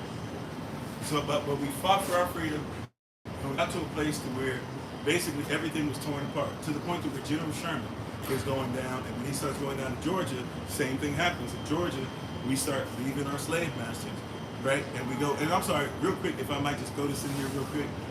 Watch night. Watch night service is a reminder that you have to fight for your own freedom. If you recall, when we do watch night service, we also, because we're talking about going into this next Gregorian calendar, Julian calendar year, but the reason why we focus on that in our watch night service, once again, it's not the same as New Year's Eve, it's not New Year's Day service, it's watch night service. The watch night service, as much as persons would now try to lie and tell you it was a Protestant movement, right, and specifically they try to say it was a Methodist movement. That's not true. Watch night was something where in June, I believe, of 1862, Lincoln is forced to make this Emancipation Proclamation. When he does this, it's supposed to take place on January 1st, 1863. So on the night of December 31st, 1862, we had persons who were soldiers, had persons who were former soldiers, had persons who were slaves, former slaves, freedmen, etc., all over the country, making sure that we met up, that we prayed together, right? Here's biblical. See people talking about what gets you free. Praying together, reading the word, having service, and a lot of places making sure that we had persons on buildings, on the tops of churches, places that we were meeting, watching and having persons who were like snipers. So if anybody came to attack us, or if it was a lie that we weren't free, we'd be able to go ahead and fight for ourselves. Once again, showing that we weren't dependent on the United States to keep their word. The United States can make a law, but we had to make sure that that law was something that was solid. We were the ones that had been fighting for hundreds of years. We were the ones that they had taken from being Native American, Israel, Negro,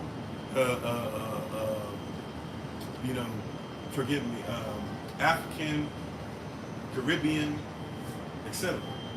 We were the ones that had to watch out and make sure. We had to watch all that night because we didn't trust that just because somebody said they were going to do something, especially somebody that said, hey, if you think that I'm fighting for the freedom of slaves, you're lying, or you listen to a lie. We weren't going to trust just some random dude, right? I don't care if he's Abraham Lincoln or not. We weren't going to trust him and be like, whatever he says goes. So we had persons on watch, right? So when our ancestors say stuff like watch as well as pray, we don't even know that that's not just talking about a biblical reference, but hey, we had persons on that night on watch, and there was prayer going on the inside. We needed to make sure that we were watching our backs, that we were watching our 6, that we were watching our 12, we were watching our 3s, and our 9, we were watching all of them clocks.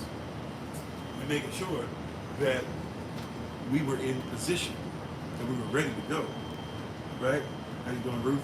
We were in position, we were ready to go. We didn't trust. We've been fighting for 100+ years, Seminole War, the Gullah Geechee War. We've been fighting for hundreds of years for persons to be coming into our countries around the world and taking us. We've been fighting for persons who force us to go away from Torah and force us to become Roman Catholic. We've been fighting to do this for so long. So at this point, yeah, we're to make sure that this ends correctly. We're going to make sure this fight ends correctly. How you doing, Linda? See, so that's what watch night service. When we do watch night service every year, that's what it's actually about. Persons now try to make it the same as New Year's Eve service. It's not. When we talk about watch night service, watch night is about we need to watch as well as pray. We need to recognize that hey, just because somebody else says something doesn't mean we think they'll do it. It's through the hand of Yah, and Yah using our hands to make sure that our people are where we're supposed to be. That's what watch night is about. Right, that's the Emancipation Proclamation. That's what December 31st, 1862, then to January 1st, 1863 is about. So we fight this. Then we get down to General Sherman. General Sherman, he makes field order 15, 40 acres and a mule. Why? Because the same thing that happened before us going to the north now happens with Georgia. Georgia is basically, now that the wars, basically everything's been broken down. Virginia doesn't really have the power they used to, all this stuff. Everybody's falling apart. He's down, General Sherman is down in Georgia. General Sherman, by the way, not doing this because he likes so-called black persons either.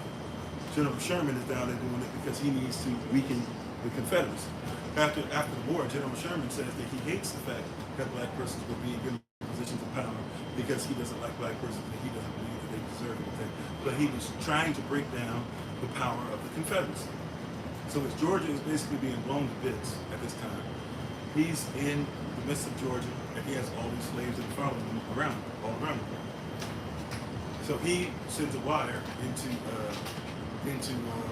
Washington, D.C., right, into the president and the president's people. And he says, hey, I got all these slaves following me around. What am I supposed to do with this? Right? That's what he says. Like, hey, I got all these slaves following me around. How should we handle this? And they say, why don't you talk to him? Novel idea, right? So he actually has, not too far, it was not at the First African Baptist Church of Savannah, Georgia. I think it's at the Second African Baptist Church of Savannah, because that was a free church. The first one at that time was still a slave church. So they still have to worry about Georgia law and with the person trying to come through and do some stuff. Even though the union is there, they don't want to take the risk. So they go to the Second African American Baptist Church, which is a free church. And they have a meeting there with 20 pastors, right? And they ask them outright. They say, hey, how you doing, TAAMP? They say, what is it that you guys would like? Why is it that you guys, what do you guys want out of this war? You guys already forced our hand to make sure that we took you guys up north. Now you guys are kind of forcing our hand to sit down and talk to you down here. What is it that we can do to get you to stop following us? You said you're from there? Okay, right, that's be a part of the community. And the pastor's response, once again, persons who believe in what we believe in, as much as we're told we have nothing to do with it, the pastor's responses are namely this. They say, we would like land separate from you, that we might be able to do things in our best interest and not in the interest of those who would enslave us. And General Sherman is taken aback because, you know, like a lot of persons today who are on this stuff, who are at the Chuck Little, General Sherman actually is kind of fair. He goes, you know what? Yeah, I like that. We don't have to do anything. You also have the right to have your own place. We can have our own. I don't see the problem. And he wires back to Washington, basically says, I'm making a decision. It wasn't an executive order or an executive decision. He says, I'm making a decision to break down these things. I have the power as general. I'm going to make this treaty with them, and they can have 40 acres and a mule. DC agrees with it, so it's not a big deal anyway. And basically after that, you have your field over 15 or 40 acres and a mule. Eventually that'd be taken, of course. But that wasn't something that you got because everybody else was fighting for your freedom. That wasn't something that somebody else just said randomly, linking up the kind of his heart. No, we've been fighting for hundreds of years. We're fighting this war now. We're fighting wars down south. And we even make it a point to say, hey, we'd like our own land to do our own thing. That's why you have the term freedmen. They weren't citizens of the United States of America. They were freedmen. See, they were free. They were not. They were sovereign, true sovereigns. And they could do whatever they want. That's why they had to come up with the 14th Amendment later on, which didn't free you either. It forced you, if you were born into American territories, to have to say you were an American. So they started taking the land back, 40 acres of the wood, so that it got to a place and the point where everybody who was born, right, eventually later in the 1900s, they had that birth certificate on top of it, but they were trying to basically say everybody who's born has to become somebody who's known as an American who can't be free. So we can put you into the same jurisdiction with the 13th Amendment and say, now we can lock you up. And if we lock you up, even if you're an American, especially because you're an American, a lowercase c American at that, according to the 14th Amendment, then now we can go ahead and put you right back into chattel slavery.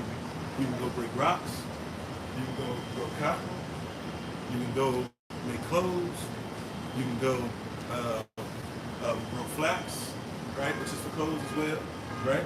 You can go and get you can make sure you're doing the tomatoes and nicotine and all that stuff, tobacco. We can get all those things from it. How you doing, Brother Tobacco? How you doing, Sister Sheena? All these things are happening. So, but we fought for our own freedom. That's what Juneteenth is about.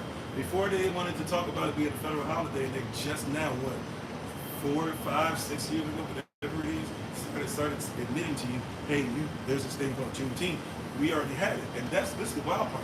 We had this thing to celebrate ourselves and what we fought for, and yet, just like what happened in the classrooms, still today, we still have a bunch of us that don't even know what Juneteenth is actually about, and didn't know that it was a thing until somebody who still didn't like you, but wanted to go ahead and give you something so that you would stop pestering them about, something as pesky as reparations. They wanted you, right, even though they gave the slave owners, who supposedly they freed you from reparations, they don't want you to know you fought for yourself, and that you should keep fighting for yourself, and that if you don't get reparations, you should work on inward reparations. If you don't know what that means around here, when we say inward reparations, we're talking about a lot, not inward, but inward, I-N-W-A-R-D, inward reparations. If you want to get inward reparations, you're going to have to get it from within your community. How you doing, Brother Thomas? You're going to have to fend for yourself. You're going to have to make sure that you spend money in your community. You're going to have to stop worrying about if somebody else is going to respect your community enough to help build you up. Because that's not, by the way, no offense to anybody, but that's not how communities work. Like, real community doesn't get built up like everybody else. Real community builds themselves up.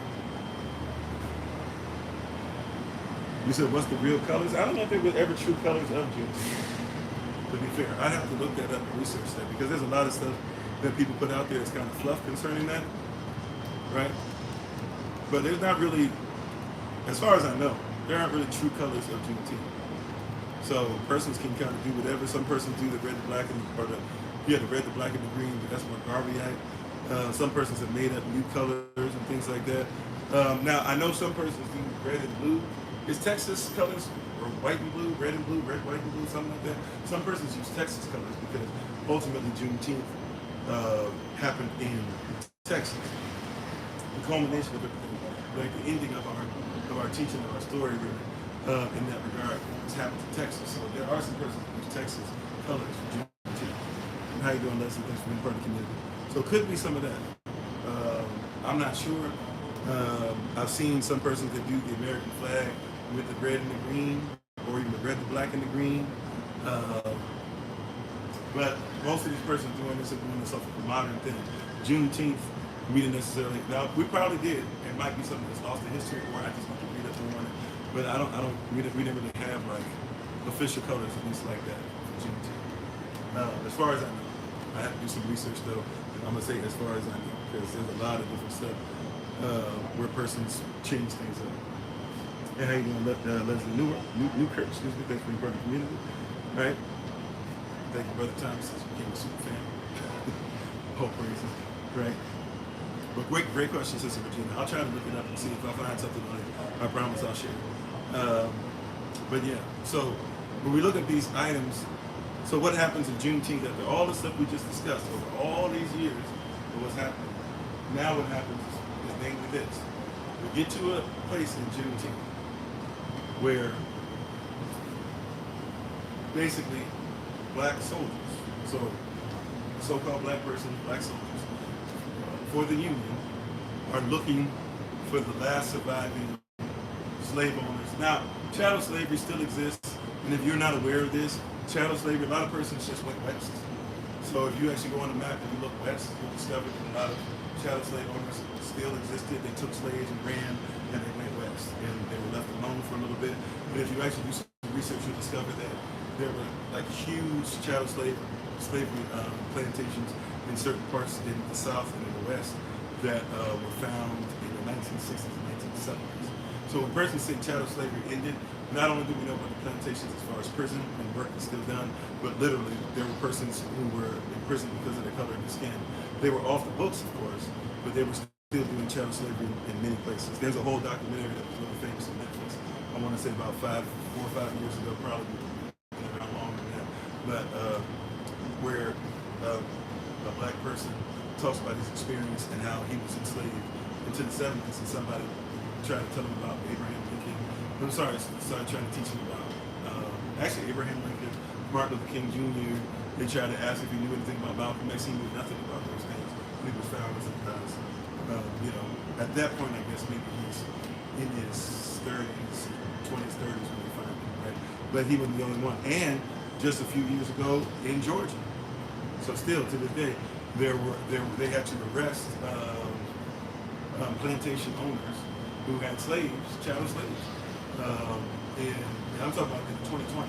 I'm talking about a long time ago, 2020, where they still had. So there's still this stuff that exists, believe it or not. Not anywhere close to it being the norm, obviously, but I mean, there's still some downtowns, there's still persons where they wear those hoods and say hail this and all that, right? So there still is a lot of that stuff around. How you doing, Hugh Campbell? And how you doing, Ronnie? Cousin Ronnie. That being said, in all these things, we have to, and happy Juneteenth, though. That being said, in Texas, where everybody says this stuff officially ends, is that there were chattel slave owners who ran Texas. Texas was like the last thing for chattel slavery. And black soldiers were sent in, and they basically were able to round up some of the chattel slave owners. They were able to be able to free some of the slaves, but a lot of the slave owners and slaves actually put them on ships, and they took a journey down and ultimately got most of them down to Brazil. That's why in Brazil to this day, you'll still see Confederate flags, and they'll still celebrate the Confederacy, and they'll have once a year a big, huge celebration. Supposedly it's been outlawed, but it still exists, right? And they do that down there once a year, still to this day.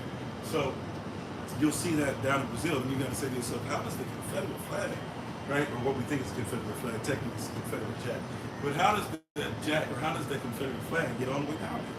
It's because that in Juneteenth, right, last time around June something, that's why we called it Juneteenth, June something, we don't know what it was, so that's what it became Juneteenth over time. And so we kind of traditionally made it June 19th, and now the federal government makes it June 19th, no matter what it is. But Juneteenth was always kind of, sort of, that's what we were saying, like somewhere June-ish, somewhere in the middle of June. Juneteenth sounded about right. Then we put June 19th, that's kind of sort of middle-ish, right? So kind of sort of, but it could be June 13th through the 19th, so Juneteenth. And that's why, like, usually Juneteenth is celebrated, to what, on the Sunday that's closest to June 19th, usually. Now it's become something that has been changed. With that being said, we had soldiers that came through and basically took out the last bit of official, as far as the United States was concerned, chattel slave owners. So that's the story of us freeing ourselves. Right? Literally, the story of us freeing ourselves is us going through those hundreds of years, Seminole Wars, Gullah Geechee Wars, fighting against the presidency, fighting against slavery, forcing Lincoln's hand to sign documents that he said he didn't want to sign, right? Forcing General Sherman to force those things that he did not want to sign, right? That's the story of Juneteenth, is you freeing yourself. All praises to the Most High Yah. Of you doing the dirty work, of you as brothers and sisters. And by the way, when we say 500,000 fled, we're not, right? Here's a wild thing that they always do. There's not just 500,000 men, but we always go 500,000 men went up. So that means you got to think about all the sisters that went up too. And by the way, they fought. And if they couldn't fight with guns like Harriet Tubman did going out in the battle, which by the way, I don't necessarily think we should, but I know there are women that are famous in our communities for being able to go to war. But I think we should, men should make sure bare minimum that they fight as much, if not more so, than their sisters are. I just believe that, call that old. I'm an ancient in that regard, of that belief system, and I don't think I'll ever believe me. Once again, I'm not saying a woman can't fight. I'm saying we shouldn't have it to where, Haitian independence is one thing, where we had to have, 40% be women, right? That was something that we just had to have. But it's different when we're talking about our independence and our people, right? Especially now, we can build it up properly. Our sisters shouldn't be out there fighting, more than everybody else, right? That's just my personal belief. You can call me an old frog, you can say I'm a patriot, it's a patriarch, call me whatever you need. But that being said, that's the story. Juneteenth is the story of our people freeing themselves. So we're speaking on all this stuff, whatever, everybody's talking about all this extra stuff. You're not talking about Juneteenth if you don't know that that's the story of you freeing yourself. You don't know, right? If you don't know, you'll keep doing all these different things. You'll keep believing in all these different things, and you'll keep allowing persons to say, this is when you hear a person say, man, we freed y'all. No, you didn't. How you gonna free us when we freed ourselves? Once again, if you don't know about some of the other Peachy Boys, etc., how do you know about these things?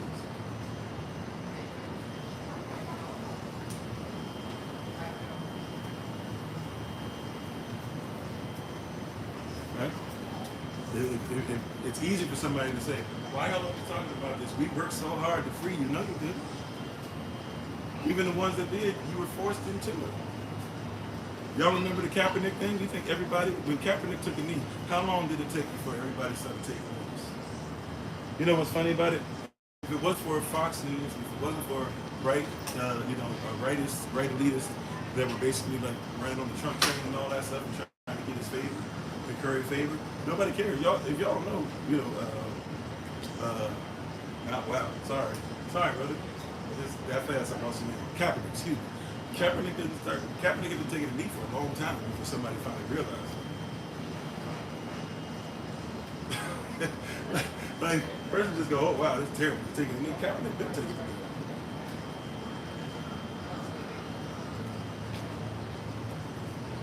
Right? And then once it became something that person could make money off of, well then everybody started doing something when they realized that, hey, it wasn't, like you think Nickelodeon, think about this, Nickelodeon came out, they had to say, they put a whole big thing out there for children to be like, hey, this and that, and we're sorry about this, blah, blah. Nickelodeon, why would Nickelodeon do that? Nickelodeon is a corporation. Oh, excuse me. No, you're fine, bro, you're fine. Sorry, I interrupted. No. I mean, it's a public space. Behind the sun. Okay. So like a lot of persons don't recognize and realize that. I'm almost finished anyway. I'll be out to work. So, but a lot of persons don't realize that you don't have a whole corporation of Nickelodeon give up all stuff that they do and take stuff down, or at least have to admit that stuff that they're saying is traumatic to others if you're not dealing with their wallet. This is why, once again, no shade to anybody. I'm not saying that I'm not grateful for anybody who's marched. I'm grateful for those who have paved the way. I'm grateful for those who, by their choice, wanted to have the right to choose to vote. We kind of do this weird thing where it's like everybody died for your right to vote. Sure, you're right to vote. But also, too, they were also doing that because they need to prove your right to humanity. Because your right to vote technically was supposed to be protected by the 15th Amendment, at least for the men, right? And by, what's the amendment for the sisters? I'm sorry, sisters. Is it, not the 18th, but 19, 20, sorry, I'm off of it. But yeah, that was supposed to already be protected. But because you weren't considered to be a human being, you had to fight longer. That's what I'm saying. It's like, don't let persons get you in this stuff. Regardless of what your belief is, whatever, like, his story or your story, the story, if it is so-called historical, it's something that's there for you to be able to catch and read right there. Right? And Juneteenth, once again, I know a lot of persons are just getting into it, depending on how you grew up, how you were raised. You knew about it before or not, but a lot of persons are only learning about it now through the prison of the federal government, and really persons paying attention to it because you get the day off. But the reality is that it's the culmination of hundreds of years of war. Gullah Geechee War, Seminole Wars, right? The Iroquois fighting, the Haudenosaunee, right? The Iroquois, the Lakota fighting, the wars that were fought to free you over in Haiti before France comes back and then forces you to be in America, fights on behalf of France, right? It's still a war that's going on now.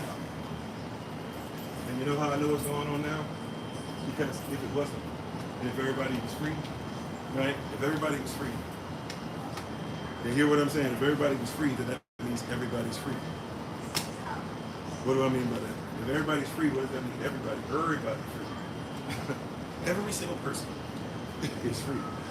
So if everybody is free, can you tell me why persons are still having to have their lives spent, their blood spent?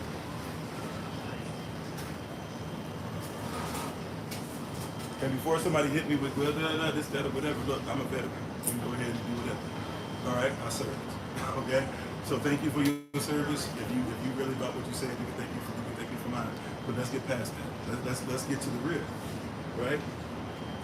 We're people who still are in a position to where you can have a little boy who's chased with a pistol by a man that we knew that literally is known in his state, right, in his country, and in this country as being somebody who has shot to try and attempt to kill many different little boys right before that, and still walked free, and now he's suing and give him a civil case because he can't get the business in the store because he took the blood of a young black boy. Now you can try to say whatever. I get it. Somebody even hit me with one day. They were like, "Oh, well, you talking on the stuff," but he was on Facebook. He was on social media brandishing a gun. And yeah, that's not cool for a little 14-year-old boy to be doing that, right? We can talk about his parents and parenting and stuff like that.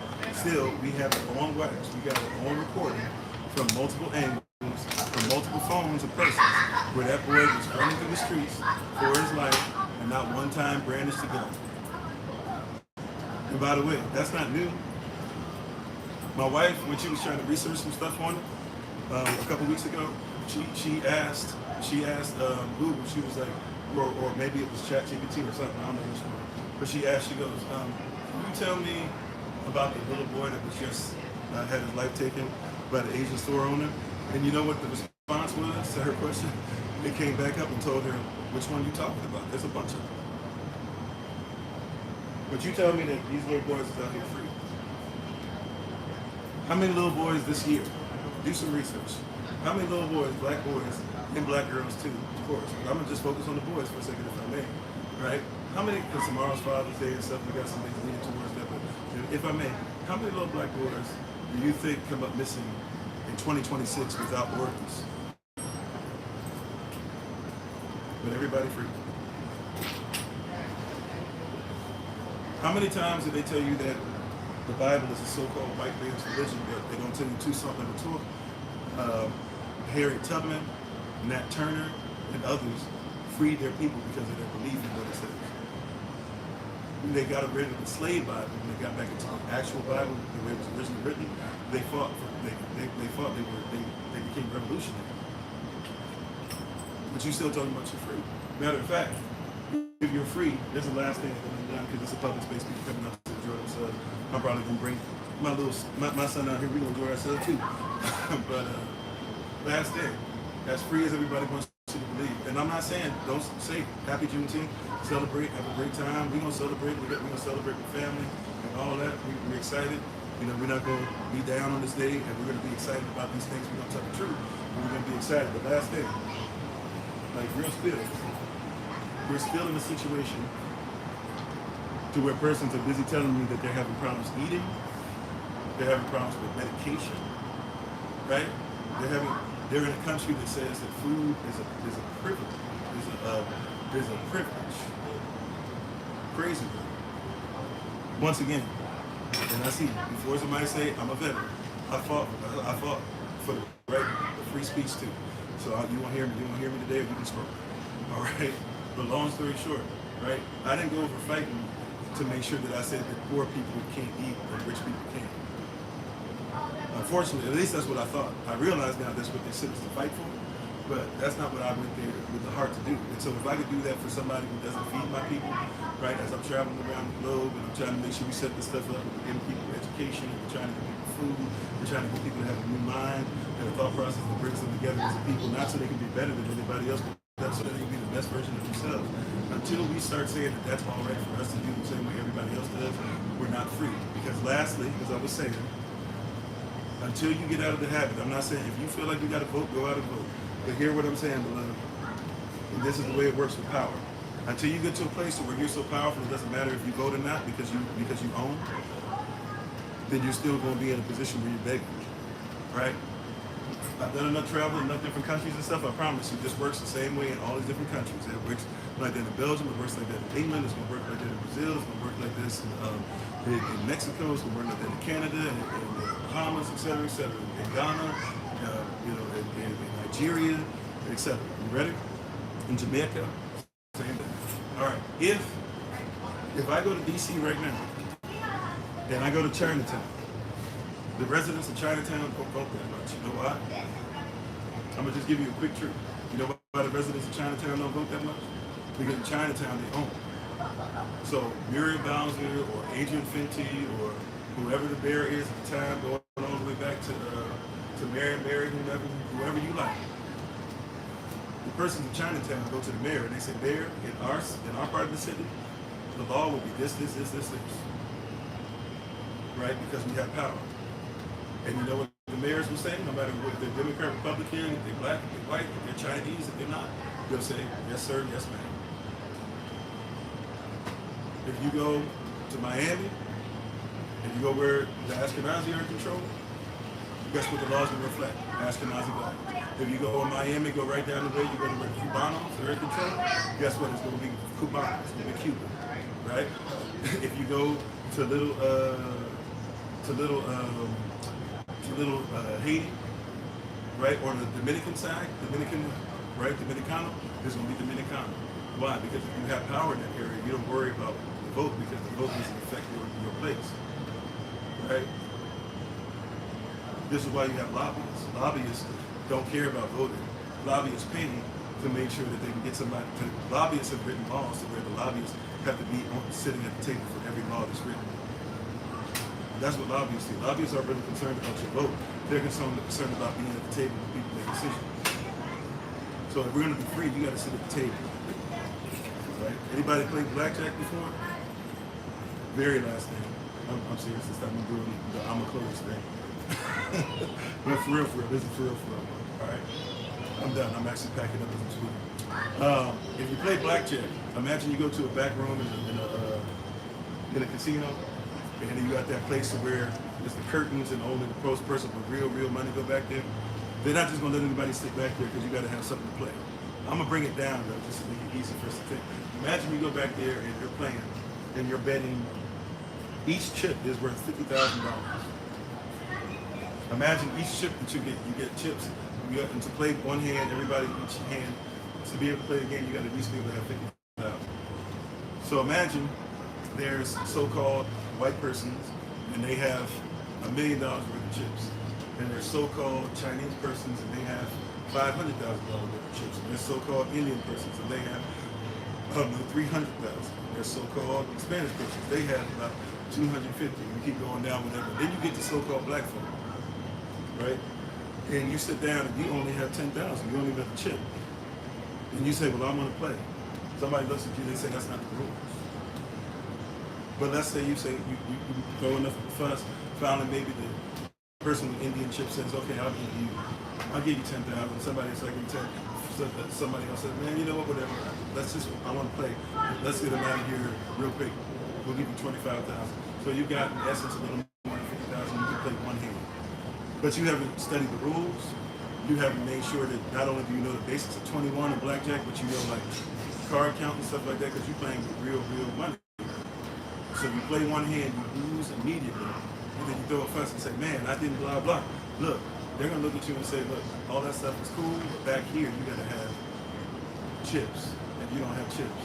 But let's say you take a year and work really hard, and you get your business together. And you come back to a place where now you come back the next year and you got 500,000 chips worth of chips yourself. And they look at you, they say, man, how do you do that? You say, don't worry about it, we're here to play, right? And you sit down at the table, you even pay back some of the persons that gave you the money that you played last year. And now you sit down and because you know how to play, you start winning. And the person said, man, you winning more than you losing. You winning more than everybody else. You say, yeah, I studied. So yeah, at a certain point, that's what I'm saying. These persons are not trying to give you reparations. That's okay, you deserve it. But that's why we said inward reparations is important. You got to start looking at stuff within your community.